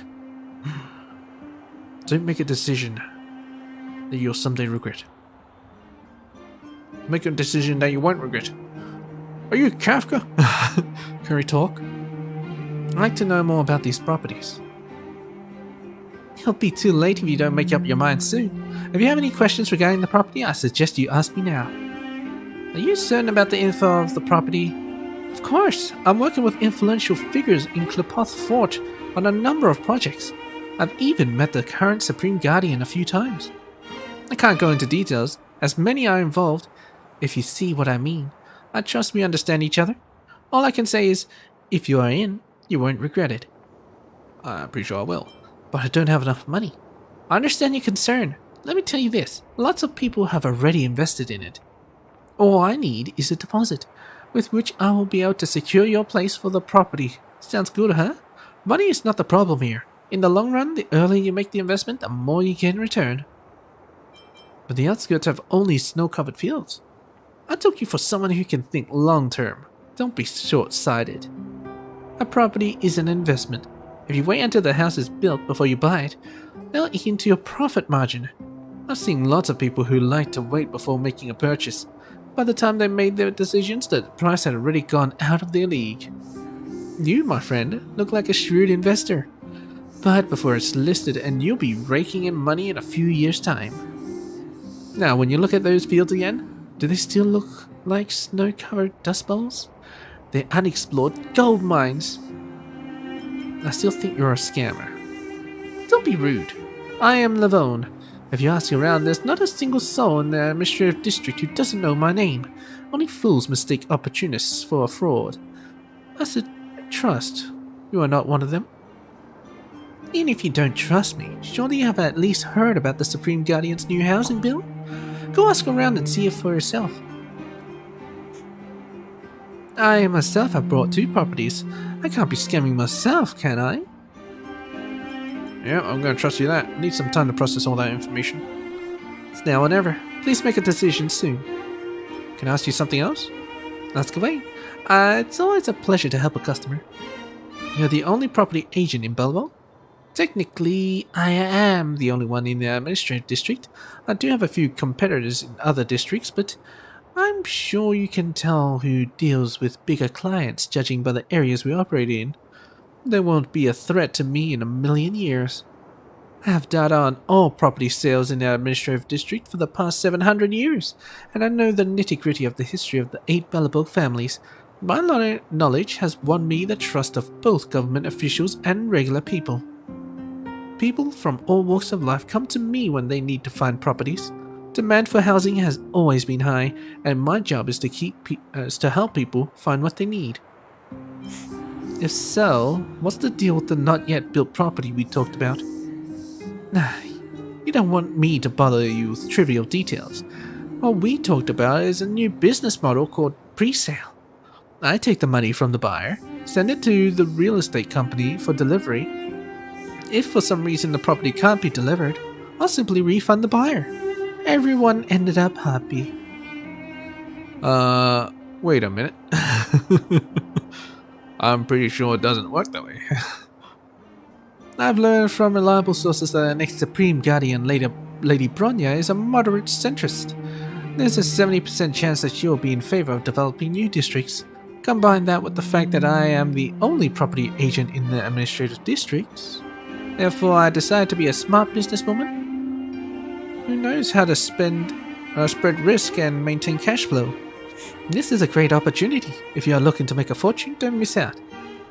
Well, there we go. Anything else you'd like to ask? No. So soon. Not going to make the purchase. It's a once-in-a-lifetime opportunity. And I'm out of here. Okay, there's the last one. Hello? The Silvermane guard is keeping watch on the road. You have to stand here all day, must be bored to death, not to mention it's really bad for your knees. Silvermane guard is standing there like a statue, can't help but wondering, deployment here is a result of argument. Yep. Then the void. Yep. Is that definitely a person, a statue? The lover really is a statue. Approach. Look in his eyes. Pure still a person. Says you coldly, conveying orders to go away. Doesn't welcome your approach. So a sweet female voice pops into your head. How about we explore this place in the area of us near? How about we explore the area ahead of us later? Okay, it just keeps going. Oh, one thing I missed. Someone threw a book into the trash can. You pick it up, it seems to be a lengthy serial novel by the name of Tale of Winterlands. Seem to have the incomplete 4th volume in your hands. No, I got a book, goddammit!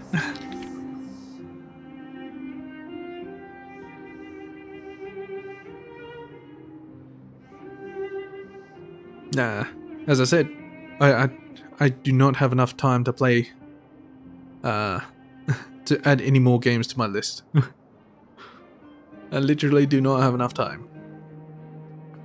These Hoyoverse games are taking too much of my time. Chapter 4, Spring Pasture. Continuation. This chapter talked about Artem and his 2 companions arriving in the warm grasslands after leaving the snowy mountains. Though the soil was rich and the plantations ample, danger was still lurking in every corner of this pleasant place.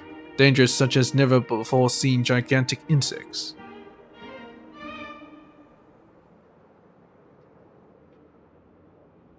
It's going to be big. Yeah, I'm already playing big games. So, playing an even bigger game? Ooh. The fertile environment gave birth to vigorous growth. The soil beneath his feet felt like a soft mattress. Artem took off his jacket and walked through the grass field with weeds as high as his knees. A soft breeze passed by with the scent of the fresh blades of grass. Artem never thought of such a gentle wind existed in the world. He gently held on to Anna's hand, and she accepted his advance. For a split second, an idea passed through Artem's mind. Stay and spend the rest of the life with Anna here. But he quickly cleared his head of the selfish thought when he looked at the girl standing beside him, who had entrusted him with everything. He would be letting her down if he were to follow his selfish urges. Before the 3 could enjoy more than just a sudden moment of peace, a rapid buzzing noise rose in the sky. The strange noise brought a prickling pain to their heads. A monster, like a bird, dashed through the sky, flapping its glass-like transparent wings at astonishing speeds. Like a bird? That would be more like a bee, or a fly, or God forbid, a mosquito. Instinctively, Dalmir covered his ears and dropped to the ground and began praying to some god. After having experienced being taken away by monsters, He has always been the first to react to similar dangers. Artem fought the pain in his eardrums as he covered Anna with his body and knelt to the floor. He realized that he might have seen monsters like these somewhere before. The danger from the sky landed softly on the ground, retracting its mesh-like wings, and stood still like a horrific statue. Was that a mosquito? Oh my god, it's a mosquito! A mosquito? Artem finally recalled from the depths of his memories the description he once read in an encyclopedia of the old world regarding the monstrosity before him. Damn straight is a monstrosity. Fucking hate mosquitoes.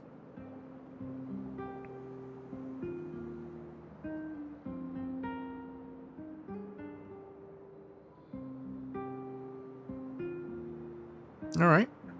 King Arthur Legends Rise. I think I've seen a snippet of it. I watched some of Asmongold's clips. In the old world era, the world was divided into 4 distinct seasons. Mosquitoes were blood-sucking insects that emerged during the summer, but their size was no larger than an average fingertip, and could be crushed with ease. However, the mosquito before him was taller than he was, and he could see individual hairs on the slender limbs. Its long and thin sword-like proboscis pierced in the ground as if it was sucking on something, completely oblivious to the 3 people standing around it. They on a tight, lying flat on his stomach. Delmir suddenly felt liquid moving beneath the soft soil as the giant mosquito's belly swelled up. There was fear in his lowered voice. Let's escape quickly before it discovers us. Yeah, be careful. Artem slowed down his breathing and moved slowly through the tall grass. Tall grass? I think that is hair. But the nasty creature seemed to detect even the slightest tremor in the soil. In the blink of an eye, it retracted its proboscis and flew into the air. The faint hum came again, accompanied by a numbing headache. Artem brandished the sword that the queen of the frozen city gave him and readied himself for battle. Be careful, Artem! It's coming!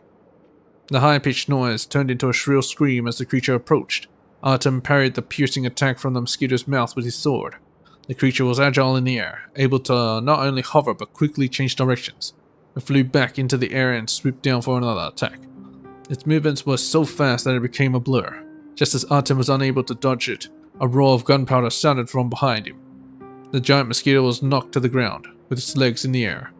Artem turned around to see Delmir holding an ancient flintlock musket, with white smoke coming out of its barrel. Great shot! Delmir was thrilled with the precision of his shot, but his excitement soon turned into fear as the creature kicked its feet to turn itself over. The giant mosquito turned upright and started flying back and forth in the air, enough to make someone dizzy. Artem could tell how angry it was by the fierce flapping of its wings. Its needle-sharp mouth quivered in preparation for its next attack. Artem's hand shook as he tried to hold onto the sword. This wasn't going to be an attack that could be dodged by reflexes alone. Anna, get out of here! But Artem... Escape. No need. A strong but powerful voice sounded from out of nowhere. Suddenly a long lance appeared from the sky and pierced the semi-translucent body of the giant mosquito, pinning it to the ground. The battle was over in an instant. Artem let out a sigh of relief. They were saved. The man who spoke was dressed in strange imposing attire. Looked majestic. What's more surprising was his mount. It was an insect with an armored shell, developed hind legs, and a saddle on its back. It was nearly the size of the giant mosquito they had just fought. The insect mount jumped up with lightning-quick speed. As it did, the man pulled his lance from the creature's corpse and stopped in front of Artem. He pointed it with precision at Artem's heart. He whistled, and a team of similarly dressed knights appeared from the grasses. The 3 of them were about to express their thanks when the first knight announced, "Strangers trespassing on our sacred land. The spring wheeled. You are under arrest." Nice. Come around and have a look. That sounded exactly like Sampo. Anyway, we're finally done. Now we can advance into the hotel and have our tea.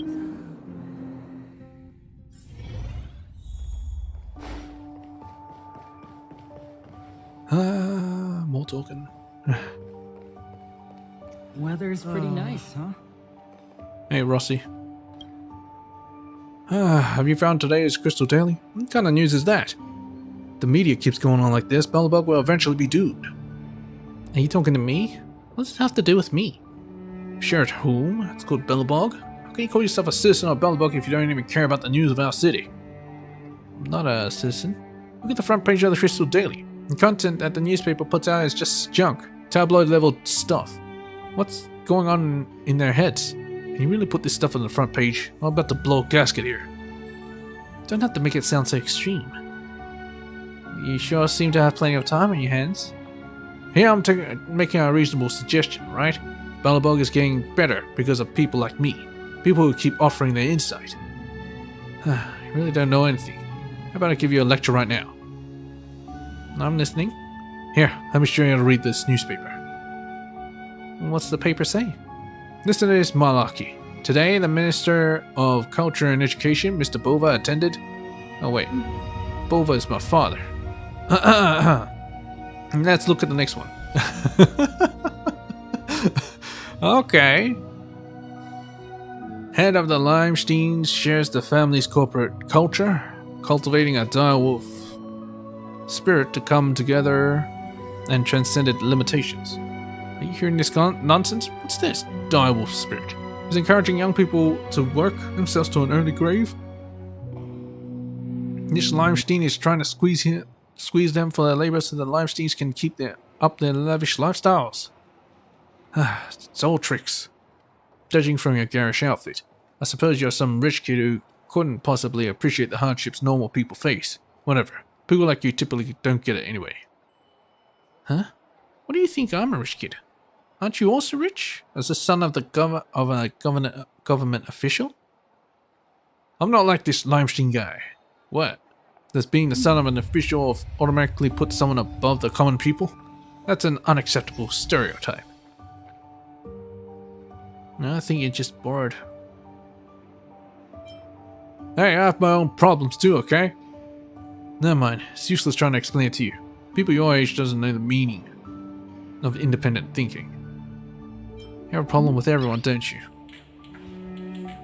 It's just common angst, don't you get it? Never mind, let's just continue reading the news. Get a load of this guy. Check out what's on the third page. It kills me. Belobog's outer ring heating system continues to malfunction. Now recruiting emergency repair workers. They sure have tough skin. Printing something like this. The overworld's heating system has always been a headache with its constant need for repairs. Emergency repairs are nothing more than temporary fixes. We can survive the eternal freeze. The problem is, all this busy work isn't gonna solve the real issue. Is all this effort really worth it? The way I see it, Belobog Heating Corporation shouldn't be trusted. The Supreme Guardian should step in and revamp all the city's heating pipes. If the people at Belobog Heating can't figure out such a simple problem, then leave it to me. I'm sure they reached this conclusion after weighing all the costs. Are you going to pay for the renovation of all the pipes? Don't you try and morally blackmail me? I know that trick and I won't fall for it. Based on your logic, I would have to learn to produce milk myself. I say I'm not a fan of moo moo milk. That's ridiculous. Oh, I thought he was going to talk about something else. Anyway, why am I talking to you about this? Not everyone at my age sees the big picture. Main solid. What are you doing here? If you're bored, why don't you work for Belobog's heating system and contribute to society?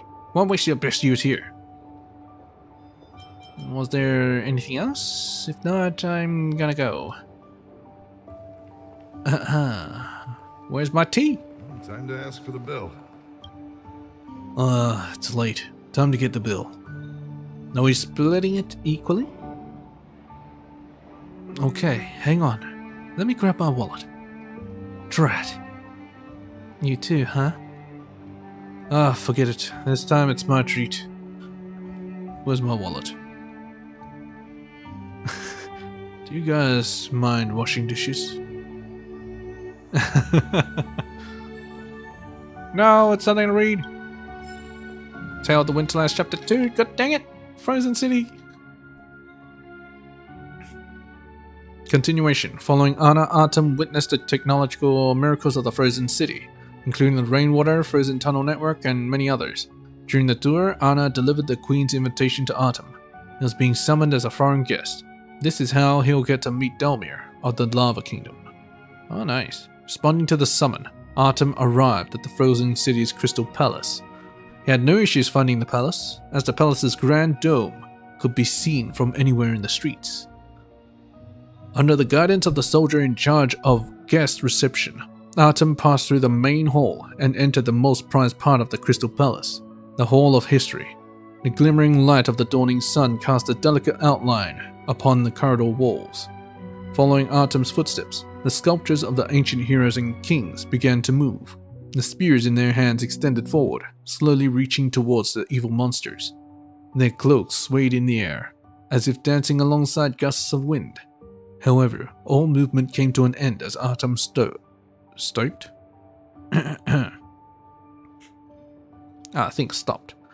Artem had spent his fair share of time in museums, trying to uncover stories hidden within the silent relics was part of his daily work.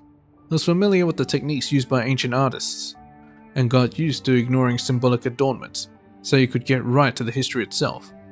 He couldn't help but slow down to gaze upon the magnificent works in the corridor. Emerging from the shadowed sky with golden blood running through their veins, the god looks down upon the mortal world with cold and condescending eyes. Oh, wait a minute, is this Nanook? The warriors of the frozen city were fighting the monster army. Monster army. That'll be antimatter legion. They wielded weapons emitting flames of death, and wore armors that Artem has never seen before.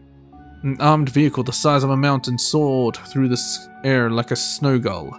At the apex of this tidal wave of an army sat a woman with diamond crown at her head.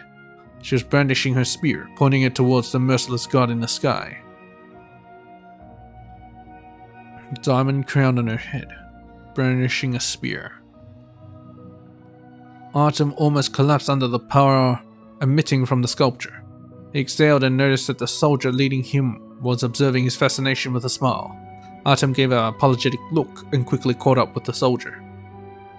Artem was told by the soldier at the reception that he could move freely while waiting for the Queen's summon. Not long after he sat down, a ragged outsider came in and sat next to him. Before Artem could speak, the man introduced himself. "Oh, I'm Delmir of the Lava Kingdom. I'd like to know..." "I'm Artem of Belleborg. I'm not a guest, just an adventurer that ran into trouble." "Belleborg? I've never heard of it, but I'm glad to meet someone in the same line of work." "Same line of work? What an unexpected joy. Judging from your clothes, you must have experienced many thrilling adventures." "I guess thrilling would be an accurate description. I came here as a cannonball. It was eye-opening. I've never seen no snowflakes before." "What did you say?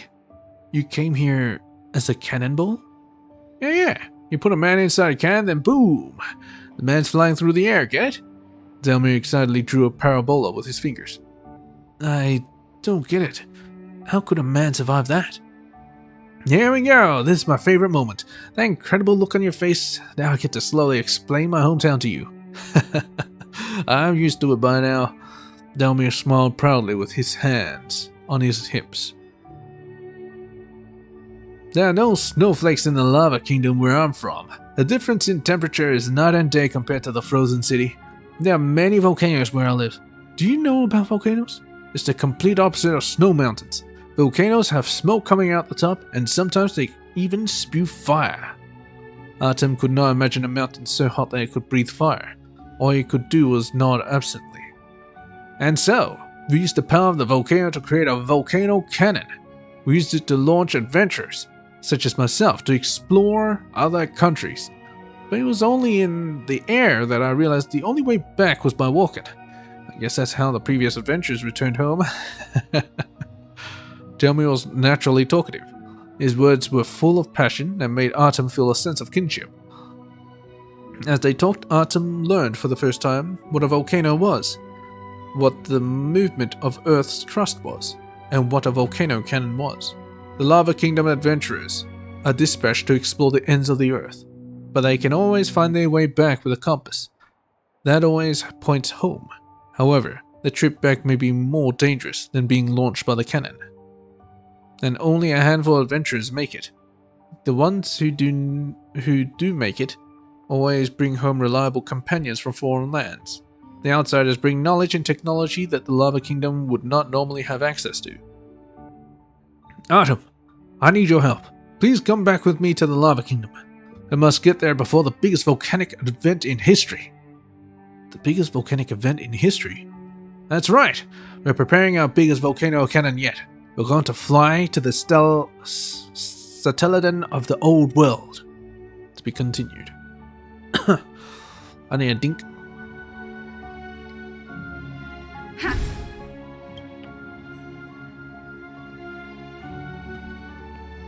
Universe, time and space, past and present. I'm onto something. Eureka! So that's how you discover something. Silence! Science requires solitary. First time seeing anyone doing research like this. It's impossible to talk sense into people like you. Science is a complicated matter. Nothing like your everyday chores that require only 2 brain cells to do. If you can tell me what I'm doing with your untrained eyes, I might as well quit the job and let you do it.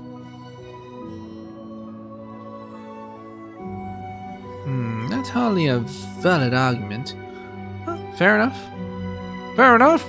I'm trying to give you some education. To think that I, Reagan, am reduced to bickering with you. Science is dead. I don't have much time to waste. Tell me what you want, or I'll step aside and let me continue my research on the big universe time tunnel. If I may, I'd like to ask, what is the subject of your research?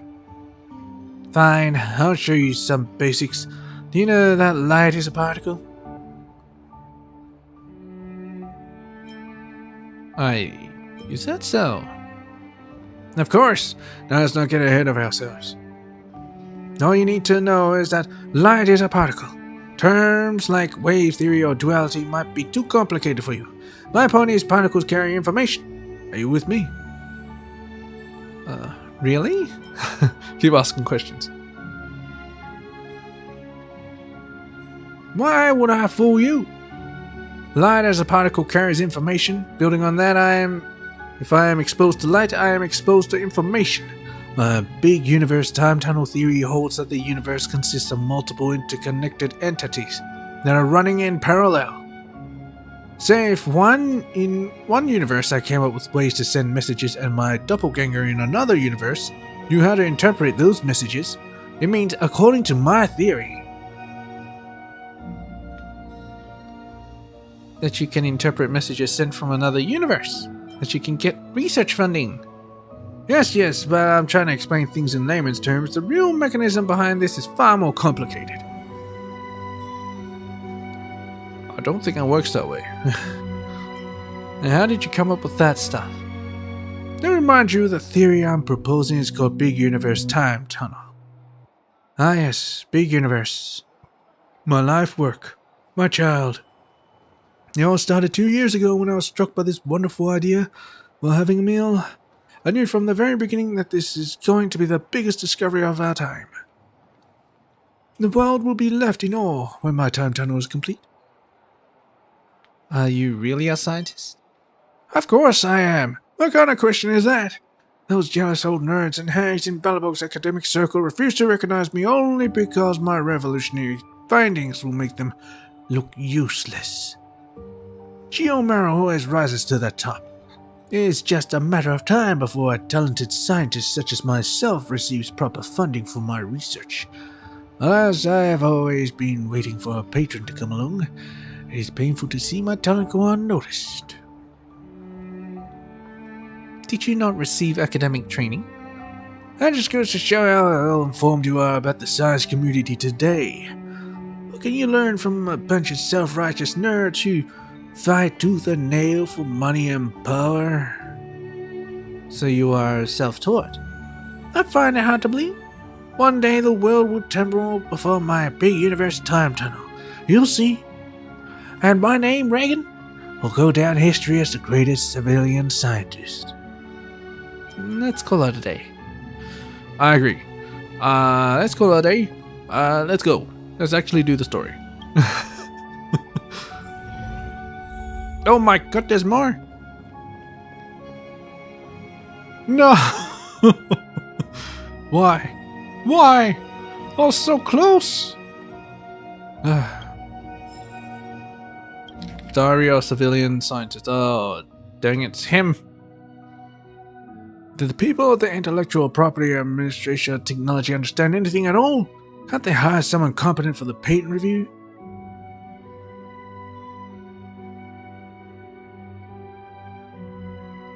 I've applied for a patent for 16 times already. What a waste of time and energy. How will they reimburse me if someone registers my invention first? Time is life. They're stealing my money, ruining my life. I thought the guy with glasses at the patent office would know a thing or two, but I was wrong. He questioned me to my face and said I knew nothing about science. What the heck does he know? I studied physics for 15 years and wrote time tunnel theory, a 100,000-word book. My invention is based on that theory. He hasn't even read my book, and he has the nerve to doubt me? Childish, stupid, short-sighted. Now, I've been working on this device for quite some time, but 2 months ago when the museum opened an exhibit showcasing newly discovered old world relics, I was 100% sure that time travel might come true. There was a mysterious device called the 600 kilowatt diesel generator, which was exactly the same machine that appeared in my dreams. With that machine, my device would surely be able to warp time, deform it, cause massive breaks, and create time tunnels. The prophetic dream perfectly confirmed my theory. In my dream, there was a geomirror resonance tunnel hidden in the underworld. When my time tunnel device is complete, I'll definitely be able to achieve some time travel there. Rather than waiting for those fools to review my patent, why don't I raise the money myself to build the device? Right now, I only need a house to mortgage. I only have the house to mortgage, but it belongs to my father. I don't know if he'll agree to the mortgage, but I'm a little reluctant to do so since we've lived there for so many years. No, what am I saying? If I can create a time tunnel, I'll transform the era. I'd be the modern day Plamia. How would I shed tears on a house? Let's do it. I'll mortgage the house next week and get my device built. With my device, I could warp the very fabric of time and control its flow. A place like Balabog wouldn't be befitting for someone like me. Oh my, I could revolutionize the Balabog. No, the entire universe. Shouldn't have done that voice. God dang. Is there anything left to do? We're meeting the Guardian tomorrow. There won't be any time for sightseeing. Oh, please. I've done all the sightseeing that you could possibly do, except for the outside of Belleborg, but you know, it's good enough. That's enough fun for today. Time to rest. It was a long day today. All I need is a hot shower and a good night's sleep. Sleep well, guys. I've got a bad feeling. Didn't someone mention a pillow fight? Yeah, about time! Let's get to bed early and save our energy. I sense the next few days could be tiring. Are you surrendering, Don? Well, I'm off to my room then. Express lights off! You mean there's not gonna be a pillow fight? What? Who left that note in my room? Goethe Hotel. Tea time menu. Classic brunch combo. Buttered toast, poached eggs, pancake with syrup, with seasonal fruit jam. A cup of tea of your choice. The sour bean soup, originally in the combo, is temporarily unavailable due to supply shortage, and is replaced with any beverage from our selection of brews. Garden desserts, coffee jelly. Coffee jelly.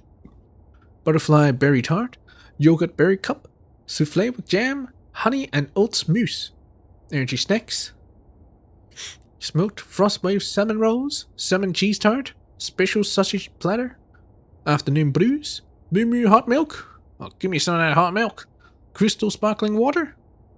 Heartwarming flower and fruit tea. Energetic boiled mushroom tea. Rye bread soda iceberg. Goethe classic handmade coffee. Temporarily unavailable. Due to a shortage in coffee, all menu items containing coffee are temporarily unavailable. We will provide them again as soon as supplies return to normal. We deeply apologize for any inconvenience caused. No copy? I mean coffee? Not in fog. Oh, damn it. Part 1. Author Amy. Forward. Thank you, old Goethe from the Goethe Hotel, for providing the origin of this story. Your steaming hot tea had accompanied me through the nights when inspiration ran dry. For old Goethe, Tony, and Kerry. I lit up all the fireplaces in the hotel. On the next day, the entire city was covered in fog. 1. Goethe left on a summer night. The stars glittered like water, but snow fell from the sky. He had told Leslie that he might still have unfulfilled wishes. She knew what it was, but she couldn't manage it. Leslie remembered that the first time she saw Goethe was at the Goethe Hotel. The well-dressed gentleman looked at her with a smile, and she saw her own reflection clearly in the caramel depths of his eyes. However, she was disheveled from her escape and was not presentable. Leslie hurriedly shifted her eyes away from the gentleman with the chiseled features and did not despise her, instead offering her a cup of hot tea. Beautiful lady, how can I be of assistance?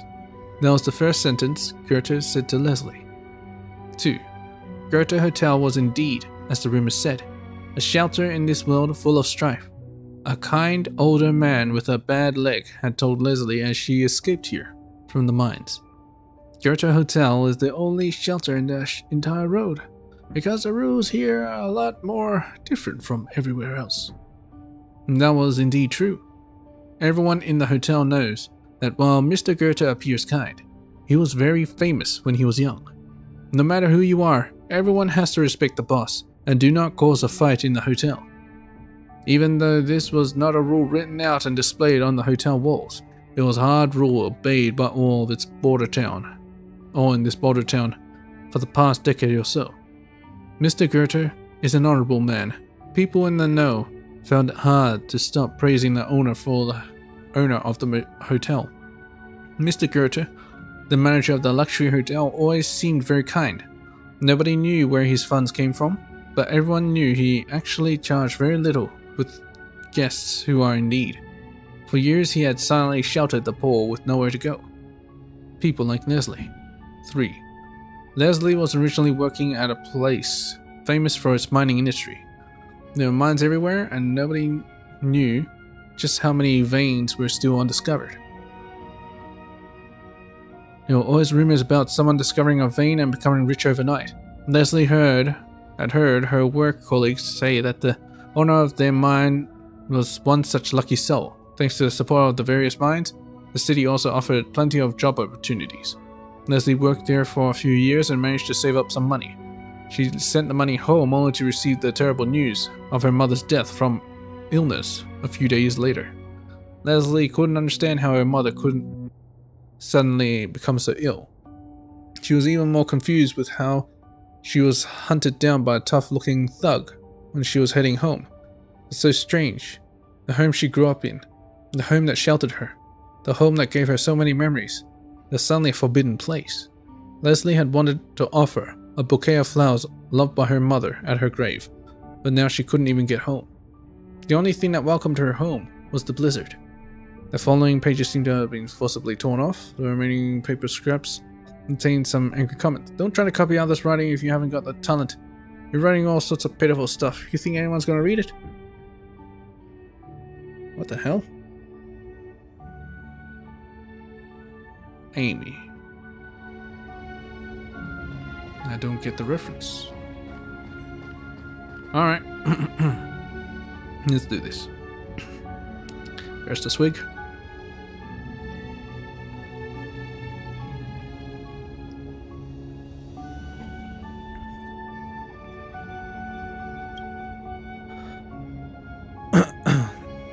Without a doubt, this cupboard, it is, based on all the signals coming in from your sensory organs, a perfect closet. Design, capacity, tactility, build quality, and scent. No matter how you look at it, you can't simply think of a better closet. Wait a minute. Scent? How is scent a measurement of how good a closet is? Doesn't matter. It smells good. And it's not an odor of typical sandalwood or any other natural materials. Rather, it's a miraculously cleansing scent that is completely artificial. A marvel of chemical engineering. It is so alluring that all you want to do is get into the closet and let your whole body soak in its scent. Resist a lethal temptation. Whatever. I'm going in. Here I come, closet. Yes, you are about to go in. Left foot, right foot. Turn around, take a deep breath. Darn it. Why a deep breath? You want to sneeze, but manage to suppress it. Stand firm, and then close the door in one smooth move. Bang. Congratulations! You now being merged with the universe's most perfect closet as one single entity. But honestly, your mood is far from reaching a state of excitement. Perhaps you need more time to comprehend the subtle wonder in all this. This place might seem a little too dark for you. Guess you'll eventually get used to it, right? Dark Knight gifted me a set of dark eyes. I want out? Go out. Are you sure? No, I don't think that'd be good for you. Trust yourself. Just wait a little longer. Something more interesting than this pitch darkness will occur. That's guaranteed to be the real deal. Wait. Did you hear that? A sound is closing in. Click. Click. It's just someone walking in the corridor. You've got to change your nihilistic views on life, pal. No, that's not the sound of human footsteps. That's... room service? Go wild. Use your imagination. No, that's not room service. That's the Goethe Hotel's resident devil. It hibernates in dirty, unattended small attics, specifically feeding on innocent and vulnerable outsiders. It picked the wrong opponent to mess with this time. After all, you are the universally renowned trailblazer, the guardian deity of the Herta space station, the doomsday beast, Doom. Yep. Today is the day you purge evil for the greater good.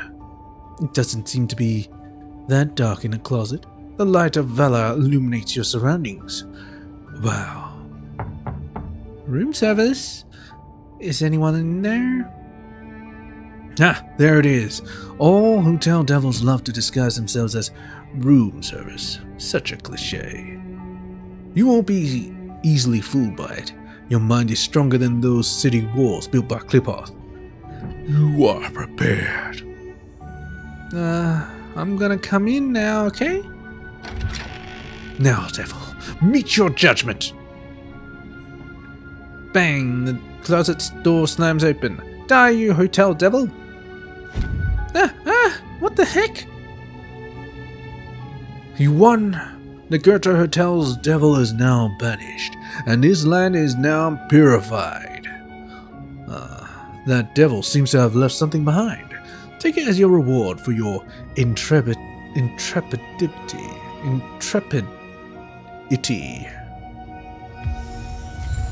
Praise of high morals? For that? Hey, shield.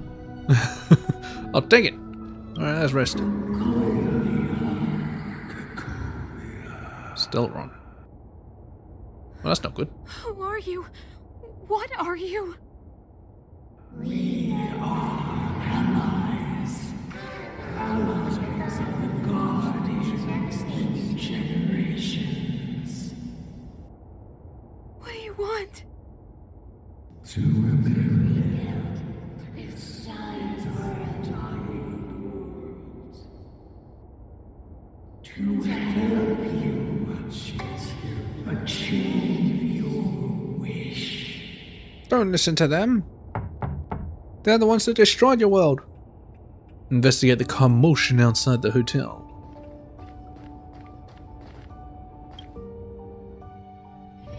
Hey, did you hear that? Nope. There's a group of Silvermane guards at the entrance. Definitely not. And I don't think they're here to say hi. Yeah, they're here to say bye. This is our escort. It's less friendly than I was expecting. Do we actually sleep? You guys are assuming a lot. All I can see is the helmet. You can't always be friendly on the job, you know. Maybe they're not here to escort us?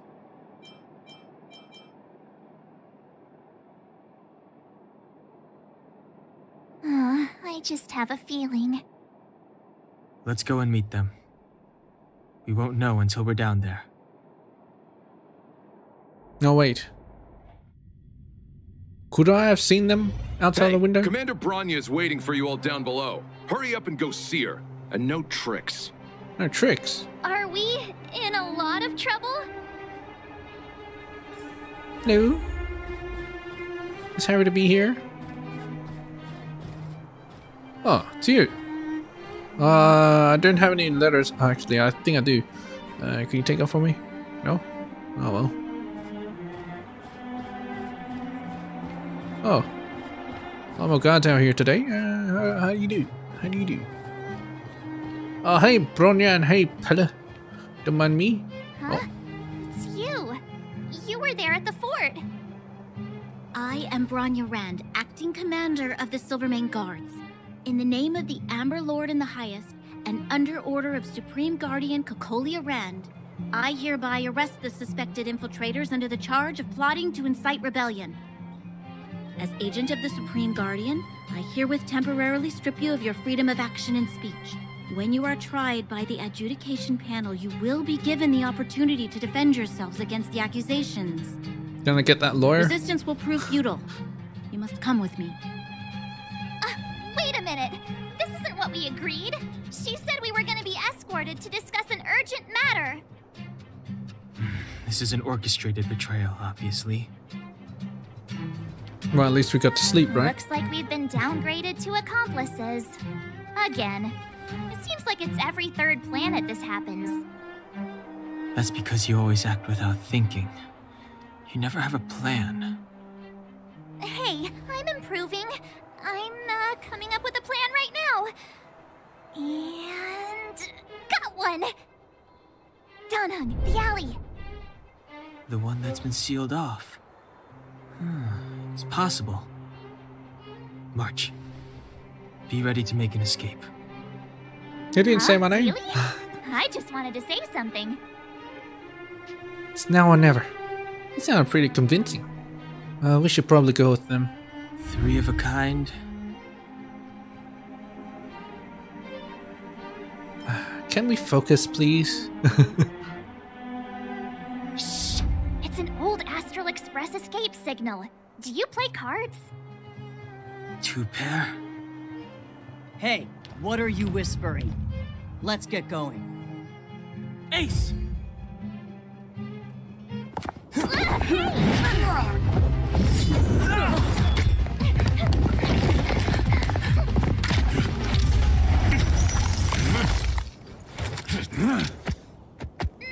Have an ice day!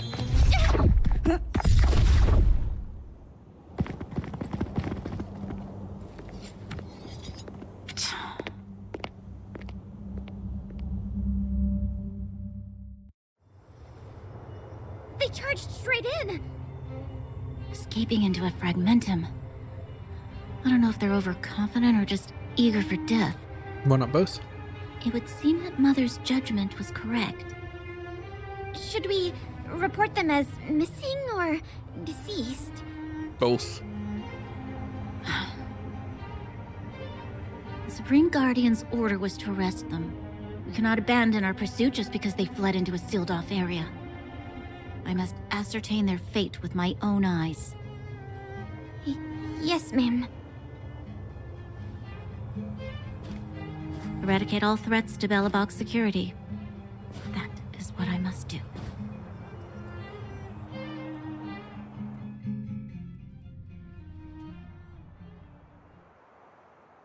Ha! See? They weren't brave enough to follow us. Freedom! Serves them right. Better luck next time, slowpokes. What will we do now? That's too risky. Great work. You got lucky. It was a team effort. We caught them by surprise. Nothing more. They'll be in pursuit soon enough.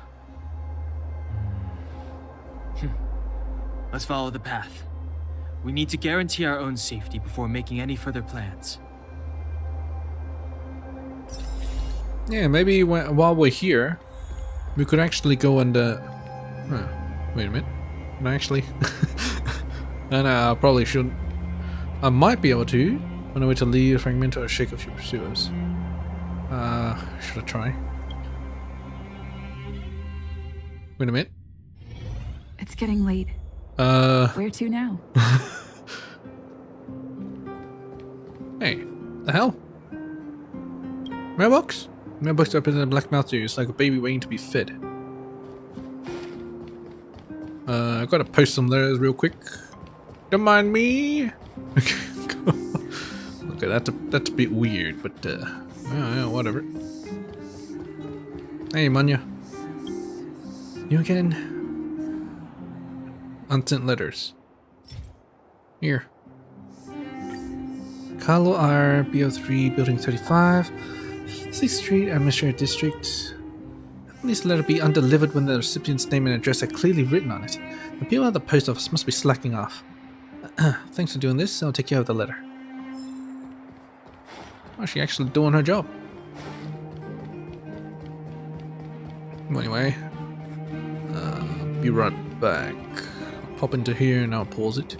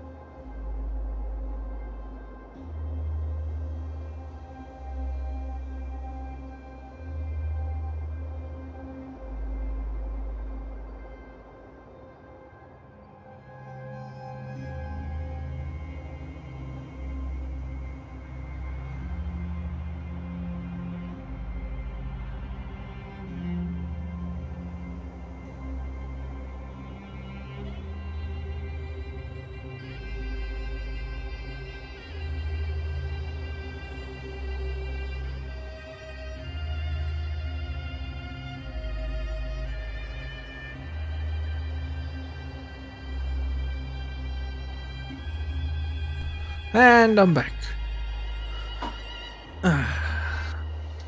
Let's do this. A door. Hopefully, I don't think it opens from this side. So, what happened back there? Why did the Supreme Guardian send people to arrest us? Because it's a trap. Imagine launching a surprise attack when your enemy is fast asleep. The cheek! That woman had a troubling aura. Our instincts were correct.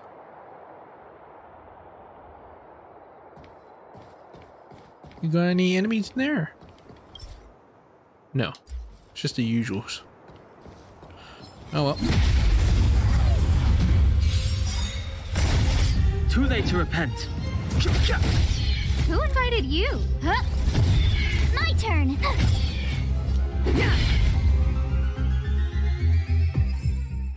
Reach the end of the story Easy. in your own way. Anyway, Supreme Guardian Tatiana delivers an important speech. No, there's more stuff to. Supreme Guardian newspaper clip cut out with meticulous care as was stuck on their noseboard. Supreme Guardian Tatiana made a commemorative speech before the newly built museum, and its entirety was posted on the Crystal Daily. Commemorative speech on the 50th anniversary of the passing of Supreme Guardian Alexandra. Today is the 50th anniversary of the death of Alexandra, the third Supreme Guardian of Belobog, and it spent the most peaceful half-century since the founding of Belobog after the Great Woman's passing. The people live in prosperity, and the city is moving in the right direction. We're at the best time in our history. All this was because of the work of the Supreme Guardian put in while she was alive. Today I ask us to please offer our most sincere thanks to Madame Alexandra. During Madame Alexandra's tenure, Belobog had underwent dramatic transformations. The extent of development for the underworld accelerated, and countless spirited young people made their name in the mining towns. While she put great effort in developing the society and economy of the underworld, Madame Alexandra also devoted herself to developing education.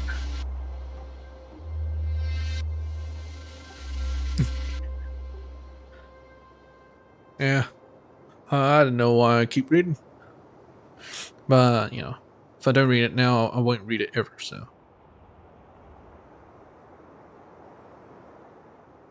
She supported and created the University of Belobog for scientific research. With her generosity, the scientific understanding of underground ecology also reached new heights.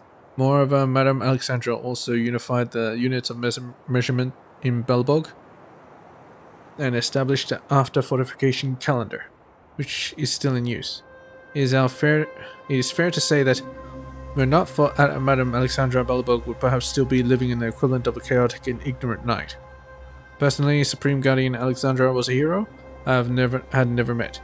Now still a candidate for the Supreme Guardian, Madame Fanka often spoke to me about Grandma Alexandra. It could be said that she had seemingly never left us, and is still with us today. Belobog will forever remember Alexandra and every Supreme Guardian before and after her. We will not forget these great names even after 50. No, we will not forget. We will remember even after 100, 500, or 1,000 more years. Once again, let us give our deepest respect to the great Supreme Guardian Alexandra.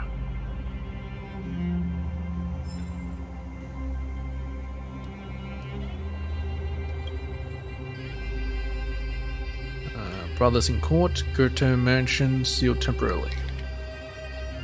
Several carefully cut newspaper clippings. For the Goethe family, a prominent family in Belobog, past 3 months have been life-changing. Before the incident at Austin Goethe's funeral had a chance to settle, his two sons were already stirring up a ruckus in court. After a grueling court process, the news that Grey Goethe was convicted of treason shocked Belobog. What happened exactly? Please stay tuned for our correspondence analysis. Shortly after Austin Goethe's passing, the brothers turned on each other over the will. The Goethe family had a reputable name even before Belobog's founding, earning the trust and favor of the second Supreme Guardian Svetlana the Harsh. The Goethe family played an important role in unifying the powers of Belobog. With the recent passing of Austin Goethe, the core member of the family, Belobog's elites, all attended his grand funeral. However, Austin Goethe's will had not equally distributed of his wealth between his sons, causing great disputes. In the will, the elder son Wyatt was entitled to 65% of the wealth, while the younger son Gray only received 20%. The rest of Austin's wealth was merged into the family trust and will be managed by a third party, periodically issuing allowances to his grandchildren. Gray protested strongly against this distribution, The relationship between the brothers completely broke down over the 2 months of court hearings. Gray was extremely agitated when he was being interviewed and said, "My father wouldn't have left such an absurd will. We're both his sons, so why are we treated differently? Someone must have tampered with the will. This will. I won't accept this will." Compared to Gray's rage, Wyatt seemed to be quite calm. He believes that the will is legally sound and undisputed. Gray never came to visit when Dad was ill, but came every single day asking about the money the moment Dad passed. I am very disappointed in him. The dispute over the will ended with the court ruling in Wyatt's favor. Gray vanishes and commits treason after losing the lawsuit. Wyatt sells family property to pay for fines. Just as everyone thought the drama was coming to an end with Gray's loss, the city was shocked when the Supreme Guardian Tatiana declared Gray Goethe had committed grave treason and heavily fined the family. The Crystal Daily had immediately contacted the spokesperson of Klipoth Fort and the Goethe family. They still have not received a reply from either party at the time of writing. Reliable sources say that Gray Goethe had already left the administrative district and gone missing. The details of Gray's treason have not been announced publicly. However, the Supreme Guardian was firm with the accusation, and Wyatt Goethe, Gray's brother, did not protest. He had, however, received an official response from the Klipoth Fort spokesperson that the recent rumor that Gray and his family had escaped into the snow plains. No such incident had occurred. Extreme prosperity forebodes the beginning of the decline. That is the teaching of the Goethe family. We are well aware of its meaning, but no one thought it would come so soon and so sudden. Wyatt's gaze dulled as he talked about the future of the Goethe family. I have been forced to sell off the family mansion and fire nearly half the maids. I hope to use the remaining funds to start my own business and re-establish my family's good name to compensate for the crimes of my younger brother. If the younger brother committed the crime, why did the family have to pay the price? Makes no damn sense. Dire Wolf sightings. Supreme Guardian enforces curfew. Several carefully on that date, the Belobog Supreme Guardian Tatiana signed Curfew Regulation Provision 101. The curfew shall be in place from 6 p.m. to 6 a.m. and is immediately effective. During the curfew, all residents are not to leave their homes except Silvermane guards and essential workers with permissions from the Executive Office. Curfew Regulation Provision 101 is permanently in effect until further announcement. Supreme Guardian Tatiana explained the reasons behind this curfew afterwards to the Crystal Daily, as there are very few signs of the life outside of Belobog. The Silvermane guards have not kept a strict watch over Belobog exits. Recently, a number of citizens have reported sightings of direwolves in Belobog's territory. It would seem that the warm environment of Belobog has attracted and encouraged cold-weathering beasts to migrate to this area. These sightings have the full attention of the Silvermane guards, and roughly 1,100 Silvermane guards will be dispatched. Oh my god, they have that much? Through the entire city to make sure there are no risks involving direwolves. We will also use this as an opportunity to increase our management over the city's traffic and prevent any dangerous creatures from entering in the future. Tatiana emphasized once again that all personnel other than Silvermane guards on security duty are not allowed outside their homes every day from 6 p.m. to 6 a.m. Activities that conceal, feed, or withhold information regarding direwolves are strictly prohibited. Anyone who violates these restrictions will be severely punished. So it seems like after Alexandra, Tatiana enforced a very strict ruling over Belobog.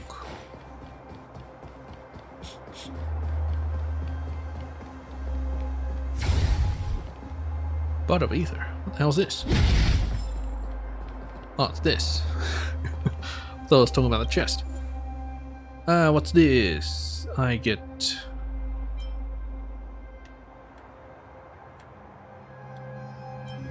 How do I look at the rewards? Ah, okay. Damn it. Trailblaze XP. Condensed Ether. Lycone XP. Okay.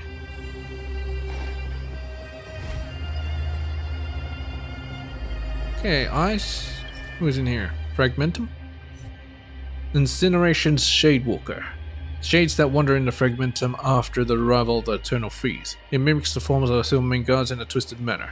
Fitted with the same uniform guards as the Bellabog Warriors, its skull is however replaced by faceless embers.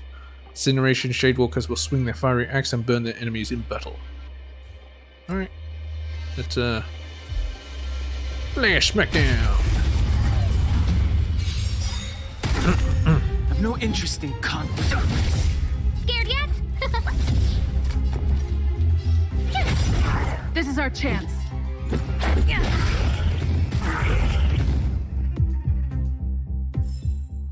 You couldn't have done it without me. That's not true. Open the door.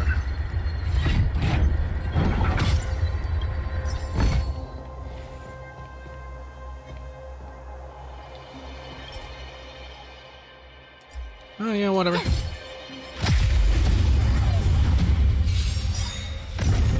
Too late to repent. Huh?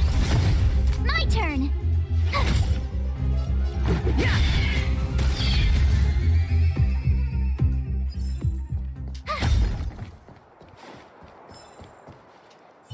Dumpster dive? Where am I even going?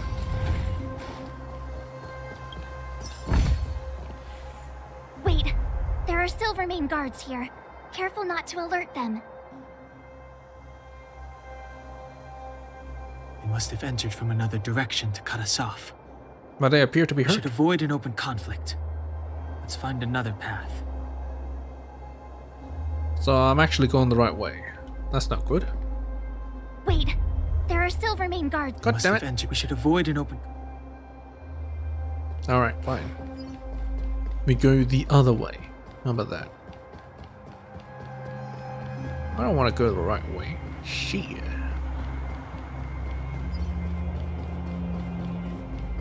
Okay, there's two of them.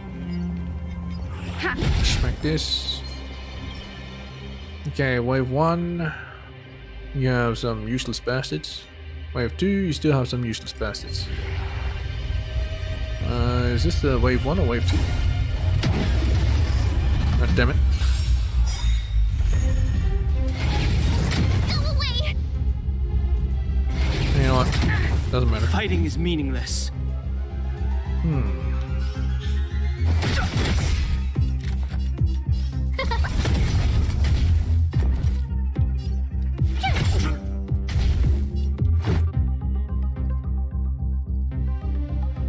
Gotta try hard sometimes. Watch this awesome move!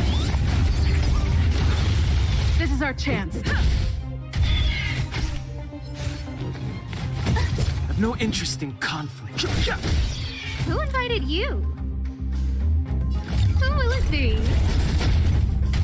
Tough luck running into me! Let's go. Yeah.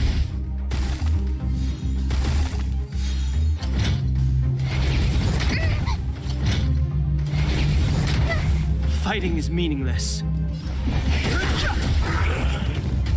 No manners, huh? My turn! Let's make it quick.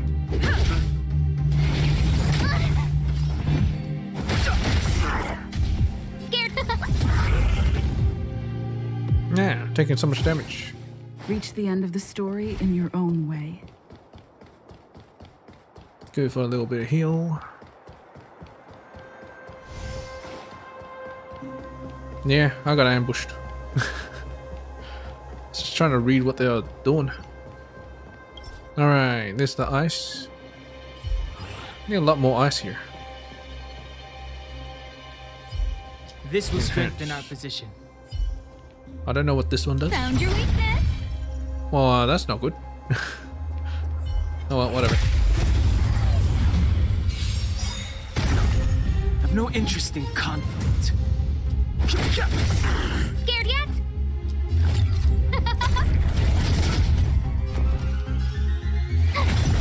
This is our chance. You know what? Rules are made to be broken. Smash him. Let's go. You might recover soon. Oh well, it doesn't matter.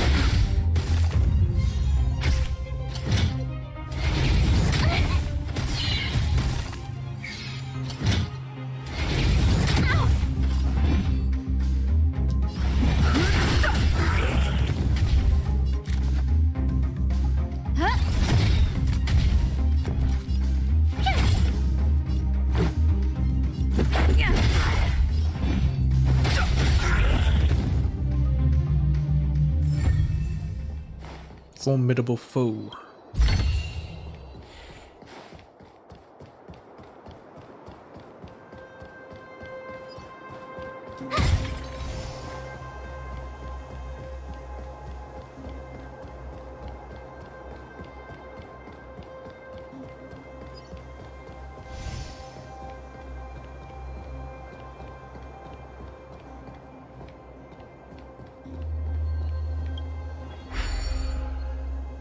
It doesn't seem like there's any way to open this gate. Ooh, check this mechanism out. Look familiar? What, the button Yes. looking on? We saw one in Serval's workshop. We need to solve it before we run out of time. Ah, The guards are right on our heels. doesn't feel like it.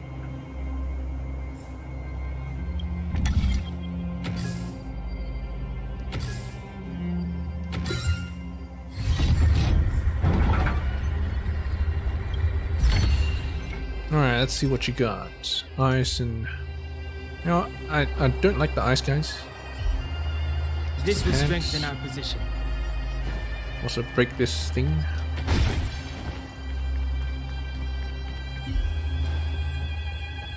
And get frozen. Too late to repent. Who invited you? Tough luck running into me. Let's make it quick.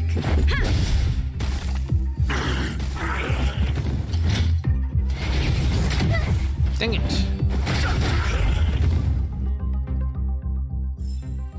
You couldn't have done it without me. Collect. Oh.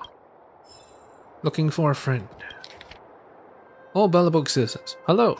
I'm the third head of family reserve of the Alva Administrative District's Limestein family, Wallace Cambridge Limestein. I've been living and was educated in the oldest administrative district of Bellabog since I was born. As long as I could remember, the entire 7th block had been the property of the Limesteins. Therefore, I had been conducting glorious combat with loneliness, this most terrifying beast, for all my life. I fully understand that the greater one's ability is, the greater the responsibility. And that is the painful destiny of the members of the Limestein must shoulder. Now I feel weighed down on my lonesome, the evil wealth piled as high as mountains, together with the immense feeling of emptiness, climbed slowly up my spine and tried to crush me. I feel it is about time for me to publicly show the citizens of Bellabog the guardian deep in the shadows of this evil city.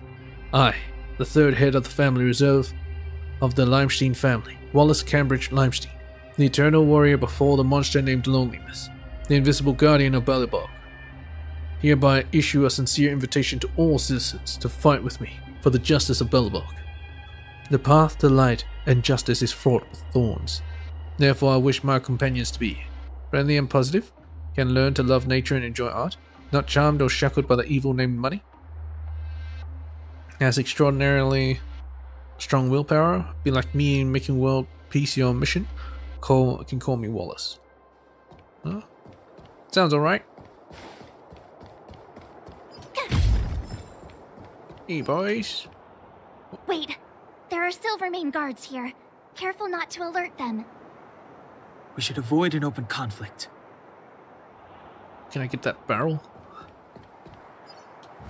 Hey.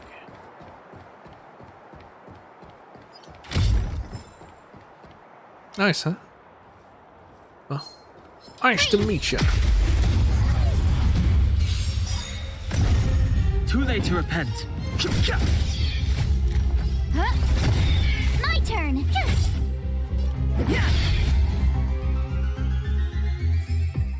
You couldn't have done it without me.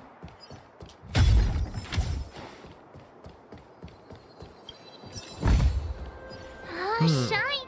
Don't really need health. Sparkly! Sparkly? What's sparkly? I don't see a switch for the gate. It's on the other side, of course. Over there. What? There's a monster in the area. We'll need to deal with it first. Oh, do we? Open shortcut wheel. Inventory. Do I want to use it? Wrathful Gauntlets. Attack on all allies, 5% extra.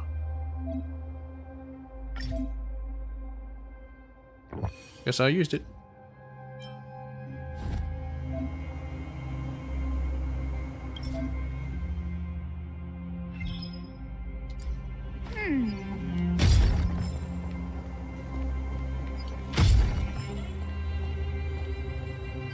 Huh? Let's see what they are. Okay. This Do will this first. strengthen our position. And then, hello, bam.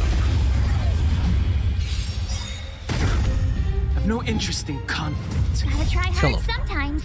Watch this awesome move. Too late to repent. Easy. You couldn't have done it without me. I know what the gate is. It's over here. Oh, what the hell's this? Check the circuit structure. Ah, more hacking, huh?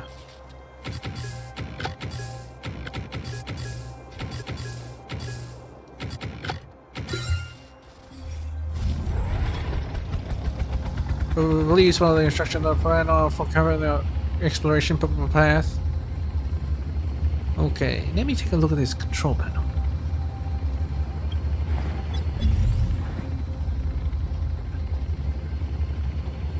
Wait, you're taking me back to where I was. What are you doing?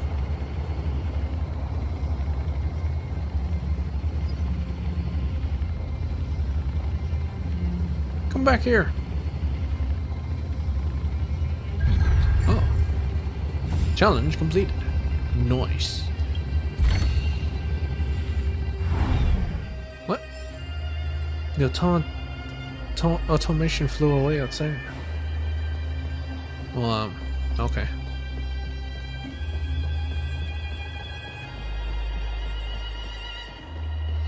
Yeah, she's very good. Preservation. Retaliation. Alright, is there anything here? Probably not, right? Oh, there is. Good establishment births generations of wealth. As they say, there is no better inheritance than a gainful enterprise. In recent years, commercial property in Belbog has become increasingly popular. Belto Real Estate presents the all-new Leisure Plaza in the Backwater Pass area will soon be under construction. Enjoy the cross-district convenience and pre-purchase, more pre-purchase, and hard-on-demand properties now. Experienced property developer securing your wealth with confidence. An insurmountable brand and rich developmental experience, Borto Real Estate will be an impenetrable shield you can rely on to conserve your wealth. Be it leisure, entertainment, or commercial ventures, Borto Real Estate provides entrusted management services on property and indoor facilities, as well as daily patrol and security services to all investors for the sake of protecting your investment at all times. Prime location and consumer source guaranteed. Connecting an administrative district and a transportation hub, we can guarantee an unending source of consumers from which you can attract. Located next to the administrative district, it stands stalwart against the rush hours and builds the archway toward wealth in Belobog. Adjacent to the historic financial street, the need for stores and shops in the central zone will allow you to enjoy the fruits without having to labor. No investment, high returns. Be a wise investor. With minimal investment, maximum returns, complete facilities, sufficient parking spaces, convenient transportation, and favorable investment conditions, the majority of investors' concerns have been addressed. This is Belbog's most innovative investment plan, the most promising financial product. So even the most discerning of investors should jump in. Borto Leisure Plaza brings to denizens of Belbog this artfully designed plaza with the core motto of enjoy life, cherish pleasure. Now you need to be forever acquainted with bliss. With hundreds of storefronts to choose from, pre-purchasing is now open. Project Address, Backwater Pass, North Open Air Cafe. More information, please consult staff at Porter Real Estate Plaza Management Office. I knew that thing was a ripoff. Anyway. Ice, ice. Alright. Ah, I don't have any more. Oh, it's over there. Don't mind me. I need to grab this. Please. Please don't attack. This will strengthen our position. Alright. Now get fucked.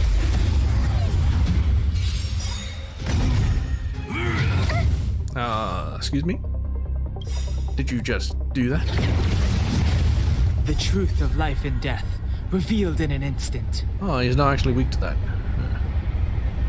Oh, let's do that and this. Alright, smack the little guy. Sanctuary is but a vision. Break! Everything is ordained by the stars. Oh, stars, give these trailblazers your blessing. Rules are made to be broken. Give a smack down. Move carefully.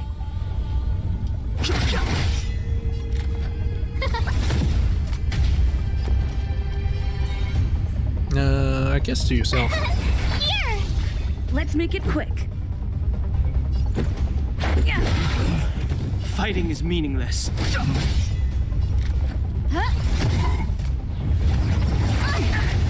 You can't run! More defense. Done, huh? Sure. Let's go. Gotta try hard sometime. Watch this awesome move! Too late to repent. Who invited you? My turn! Need more defense. Here!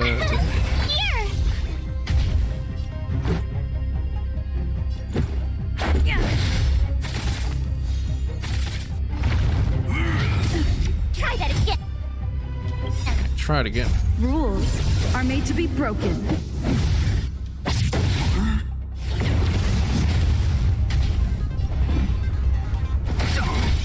No manners, huh?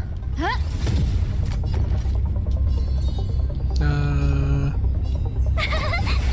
Yeah, she's the last one to get a shield.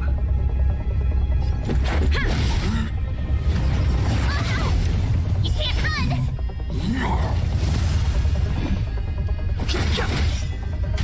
Who invited you?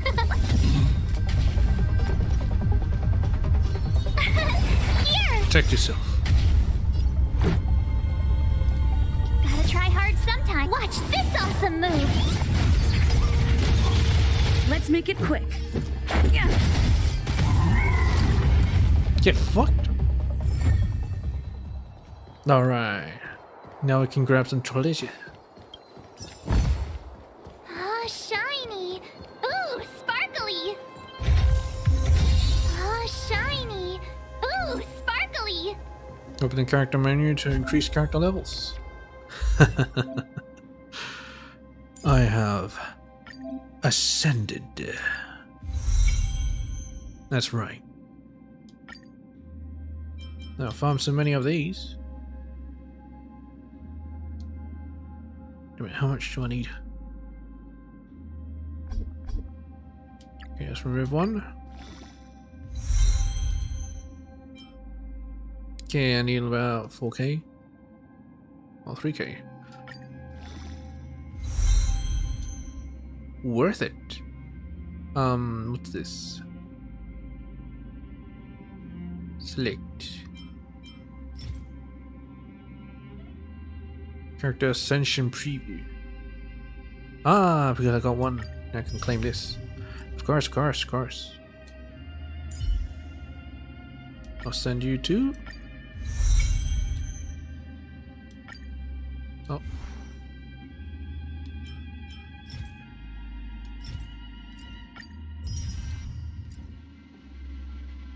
Okay, that's level you up. Oh, you know what? Let's just auto added. Does the smaller one first? No, it doesn't matter.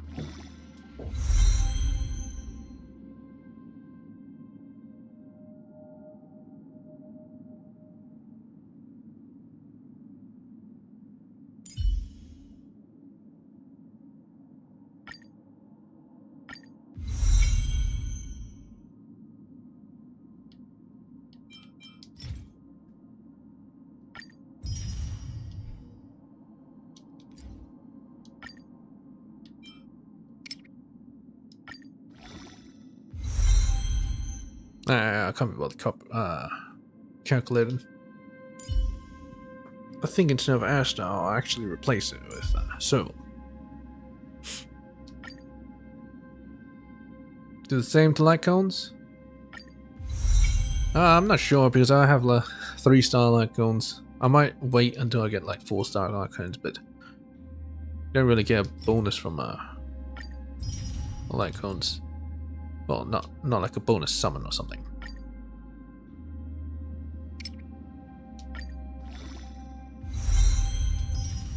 So Serval I can do because it's a 4-star light cone. The only 4-star light cone, by the way. Okay, this might want to superimpose. This new one, superimpose. There we go. Enhance this. Ascend.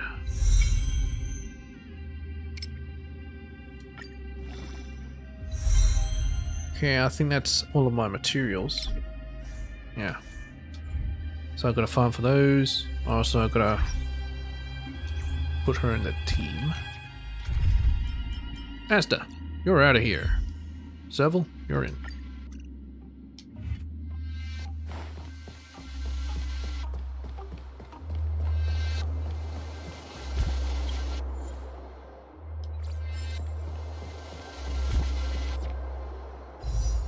$37. So close, I just need 3 more. Hey, wait a minute. Yes. Oh, yes. Well, I might save this for the end. So, that's for viewer retention. It's like a epic tactics.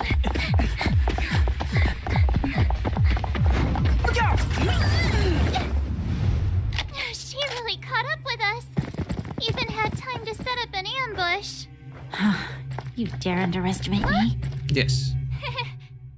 Even though it has suffered fragmentum corrosion, this is still part of Belobog. It was our home. The guards know this place like the back of their hand. Enough cat and mouse. Drop your weapons and come with me. You're such a nuisance. Just what crime are we supposed to have committed again? It better be worth you following us all the way out here. My orders are to arrest you. It is for the adjudication panel to present you with the nature and penalty of your alleged crimes. I'm gonna need luck. You saw us yesterday. Do you remember? Madame Cocolia received us as honored guests. Yes. How can such a drastic change have occurred in the course of one night? The Madam Guardian investigated your backgrounds. How'd she do that? She summoned me last night to tell me that you had deceived her. Your identities and purpose here are counterfeit. You seek to overthrow the rule of the architects. What a two-faced hag! Hag?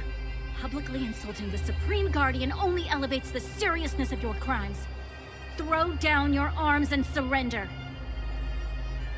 We're wasting our words, March. At least one thing is clear. We mustn't be caught. Well, if there's no escape, then maybe it's time we gave them a taste of Astral Express medicine.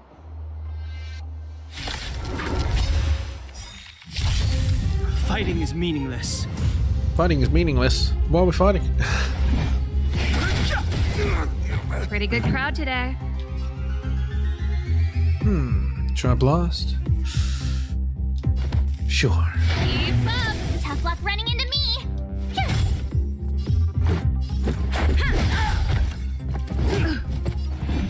Dare you?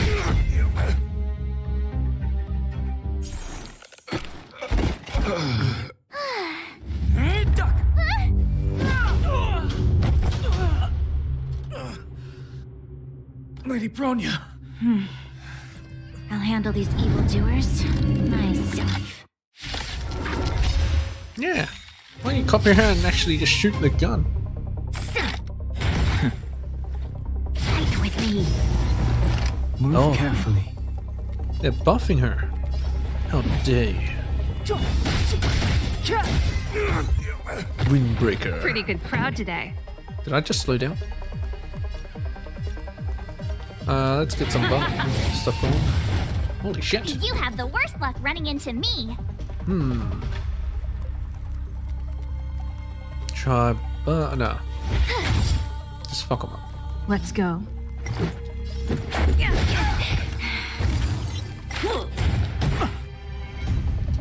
Smash.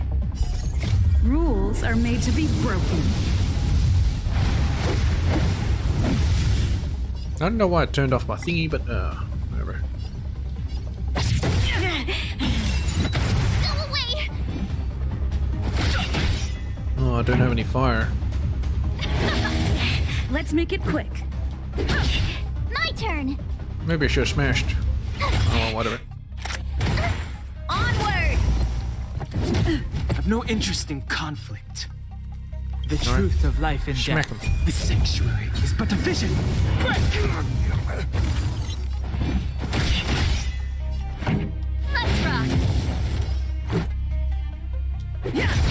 Told you I could fight. Fighting is meaningless. Turn it up. Should I finish it? Oh, for star Ready points. to lose yourself? Slow it down too. Fight it or rock with it. My music. Conquer us all.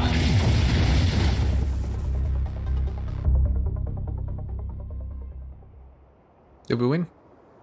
This girl's pretty strong. Hey, Don Hung. Maybe now's a good time to show off your secret strength? What secret strength? You first. You're no fun. Intruders, give it up. You will be guaranteed a fair trial. Ooh, sorry. I didn't mean to ruin the intensity of the moment. Sampo. What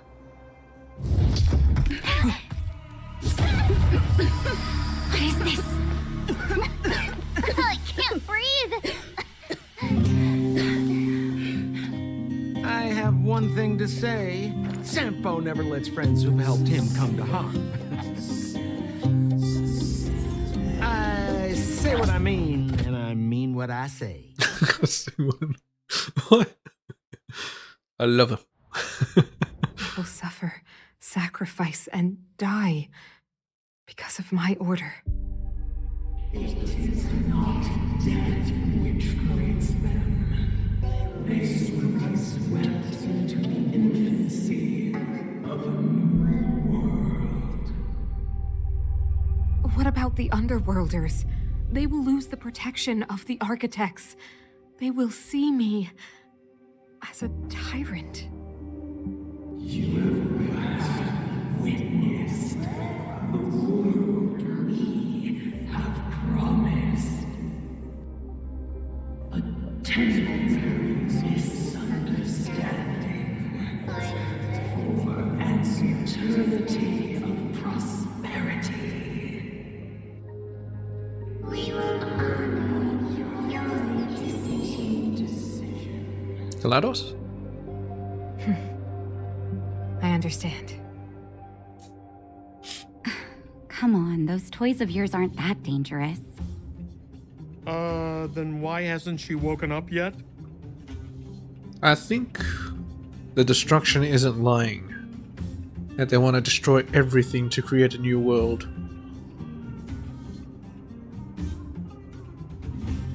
But, you know, people kind of grow attached to their current world, so can't fault them for trying to protect it. Because she's sound asleep. Didn't you hear her sleep talking? Ah, poor child. Sounded like a bad nightmare. Tell me the truth, Sampo. What are you gonna do about the overworld girl? What am I gonna do about her? Why, wait for the opportunity and send her back, together with the rest of them, of course. Hey, come on, what's with the... You're a bad liar, Sampo Koski. What? I didn't mean to bring her along.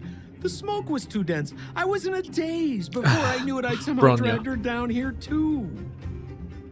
What are you up to, Sampo? Why do you insist on getting caught up in overworld affairs that have nothing to do with you? If it's a whole lot more attention from Wildfire you want, You're going about it the right way. Hey now, Sampo Koski's primary concern is taking care of his friends. These guys scratch my back. How could I live with myself if I didn't scratch theirs? And another thing, where does Wildfire get off assuming that these fine folks won't come in useful to them, huh? I mean, you never know. Which is why you've set them loose in the underground? Come on, accidents happen. I'll have them rounded up in no time. That girl... Get her back as soon as possible, then don't let her out of your sight. The underground has been sealed off for over 10 years now. The children won't even remember what overgrounders look like. If a girl in a Silvermane Guard uniform suddenly shows up, what would Wildfire do with her? What would they do with you? What's that thing on her neck? Is that a potion? We got a weird bottle. All right, I get it. I'm setting off right now. I'll have to trouble you to look after them while I'm gone, ma'am.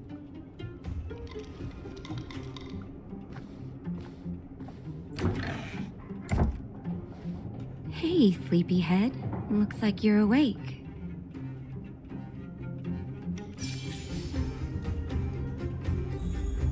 Ah, well, I'm finally in the underworld. Oh no! Alright, I won't read them yet. Oh my god. I could see 5 things flashing. Don't tell me, there's one over there as well. Oh my god, that's 6! God damn it! What are you doing to me, game? How are you feeling? Any aches or pains? No, I feel much better. I've got migraines all over my body. I had a weird dream. I bet. You were mumbling something about stellarons and wishes. I couldn't make sense of it. Oh, so I actually did see it. Well, now that you're awake, you should probably try moving your limbs. I'm Natasha, a doctor in the underground. You've already spent a day in my clinic. Nice to meet you. I'm Cascade. Is this the underground? This is your clinic? Yes. It's a place that's been sealed off and neglected by the overgrounders for more than a decade. The underground has none of the splendor of the surface. The people here dig tunnels and mine ore to make a living. Sampo's gone to clear up a mess of his own making, so I'm looking after you in the meantime. Based on your current state, I don't think there's any cause for alarm. You seem perfectly healthy. So if you don't mind, I'll go and take a look at the other patients. Well, why did I pass out? Sampo just told me that you lost consciousness. He didn't say why. Still, I'll wager it had something to do with him. He's always tinkering with his devices. Anyway, the opinion of the clinic is that none of you have come to harm. People were following us. Sampo told me. Don't worry, the Silvermane guards won't follow you below ground. We've been cut off from the surface for many years. Even when things were at their worst down here, they never showed. Of course, I don't know the whole story behind why the architects ordered the lockdown. Who knows? Thanks to you, they might finally be about to lift it. Something that Wildfire's wanted to achieve for a long time now. What's our medical bill? Oh, please, you needn't worry. You've just been asleep for a while. I barely had to lift a finger. I might have exaggerated your condition for Sampo's years, but that guy owes me. You better bring me back some medicine. Okay, where are my friends? They've been up for a while already. The young guy with the dark hair left first. He went with Sampo. Your rowdier friend took off soon after waking up. I imagine she's taking a stroll nearby. As for the girl in the Silvermane Guard uniform, I told Sampo to watch her, but it seems that he left his post, and she made a run for it. Who's this Sampo anyway? Good question. He's a man of mystery. He claims to be a simple cross-border businessman, Not that there's much to interest an overworlder down here. Either way, he's got a surprising number of connections. Kind of like Doria. I've managed to secure more than a few urgent medical supplies through him, and he's been a big help to Wildfire. In any case, I don't think his intentions are sinister. Yeah, I don't think so too. Wildfire. It's a grassroots organization. Think of it as the Silvermane Guards of the Underground, but less stone-hearted. Thank you, Dr. Natasha. I can't thank you enough. Bye for now. No need to thank me. It's a doctor's duty to heal. I gotta find March 7th and Dan Hung. But where should I start? Probably out that door. But, hey. You know, the underground has been cut off from the surface for years. For you outsiders to descend on us out of nowhere is pretty incredible. Everything all right? Yeah. You feeling okay? I am pretty incredible. I want to ask you about the underworld. The underworld? What do you want to know? Why do people live down here? Because we need geomarrow. After Belobog's construction, the demand for energy kept increasing. The eternal freeze prevented us from expanding outwards, so our only choice was to go down. The people answered the call of the architects and descended, excavating ore veins and establishing mines. Before we were sealed off, it was an honor to work underground. An honor, you say? It was a choice. The pursuit of arduous labor for the survival of our entire civilization. How is life in the underground? It's never been good. Conditions are tough both above and below the surface. The overworld is faced with the eternal freeze and fragmentum corrosion, and the underworld has to contend with hard labor, suffocating heat, and serious shortages. It's been over a decade since the Silvermane Guards withdrew from the underworld, and the situation here has only gotten worse. The only contact we have is the exchange of geomarrow for goods. And what's more, the fragmentum corrosion has begun to reach us down here, too. Oh boy. I want to ask something else. I want to ask about Sampo. Ask away. But I'm afraid I don't know a lot about him myself. How did you get to know him? A meticulously choreographed chance meeting. Sampo is pretty good at orchestrating unexpected encounters, and he always leaves a lasting impression. You got that right. According to him, that's the gift of a businessman. So maybe him hiding in the snow was a chance meeting. Do you know where he went? I hear that question a lot. Seems like he owes everyone something. That's why he never discloses his whereabouts. When people need him, he appears. And when people really need him, he disappears. Sampo's first and second laws of motion. I want to ask something else. I want to ask about Wildfire. I'm a doctor, not an informant. Very well. What's the question? What is Wildfire? Wildfire is a volunteer grassroots organization. Like I said, you can think of it as the Silvermane Guards of the Underground. They've taken on the duties of the guards, maintain safety and order in the underworld, and compete with fragmentum corrosion for living space. How can I find them? Wherever there is hardship and a cry for help, there is Wildfire. Sounds pretty noble. You can always find them. Makes it sound less noble. I'm fine. Okay, take care, and make sure you look after yourself. Alright. So I obviously have to end it here because next time I'm gonna be reading all this. Oh no, that's 7. God damn it. Well, anyway, time for Wish. On a brighter side, let's do starter walk. Alright. Now 47. You want to cost 40? Let's do this. Who I want? I don't know. Bronya maybe. She'll be the best. Well, be pretty cool too. They have one of each element, I believe. Yeah.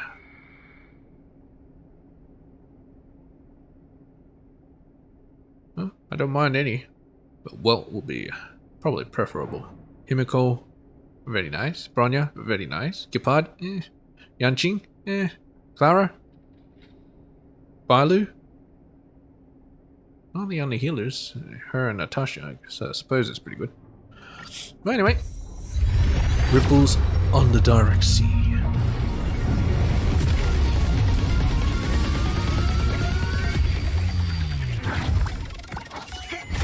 Well, I'm guaranteed a 5-star, so you know. It's only preference at this point. Lycone. I don't care about Lycone. Oh, damn it. I'll have to read Lycones later. Maybe next time. Hey, simple. Simple.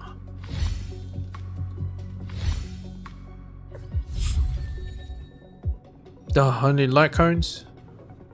Feels bad, man. All characters.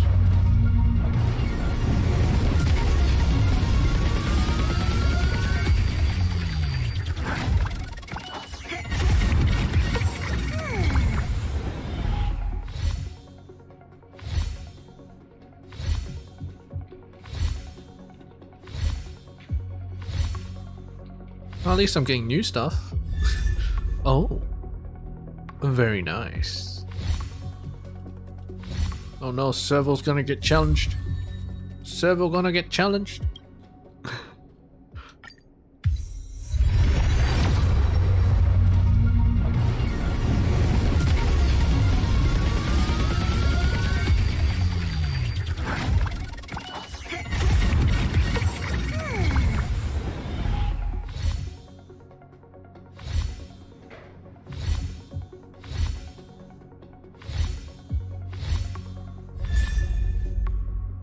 Nice.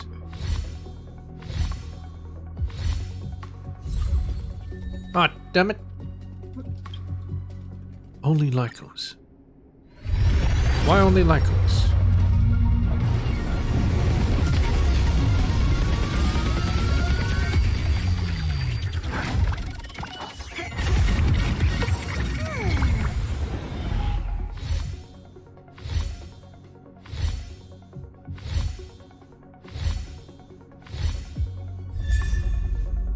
Hurt, huh?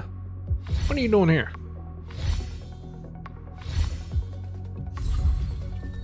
Dang it. Oh, I got a character, but I want a new character. Oh well, it's my 5-star.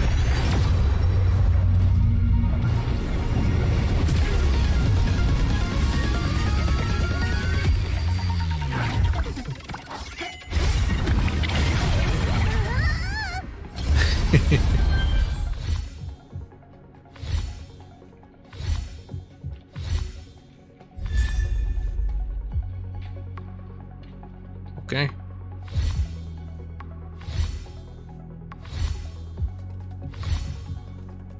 I kind of got his name. God damn it. Gepard. I don't want shields. Oh well. Looks like I didn't get enough luck. God damn it. Gepard? Really?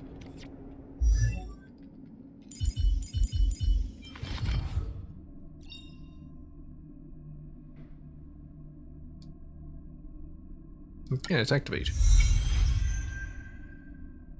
Nice. Like Gepard and Tingyun. Oh my god. Look at this. Look at this spread.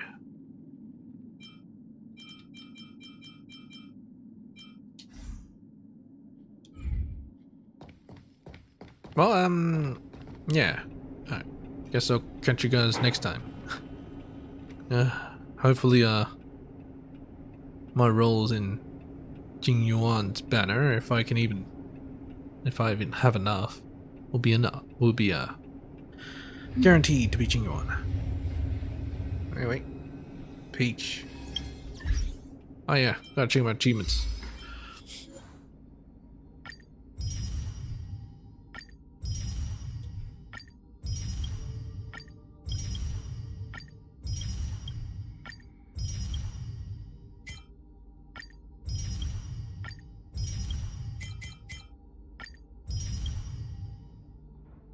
Oh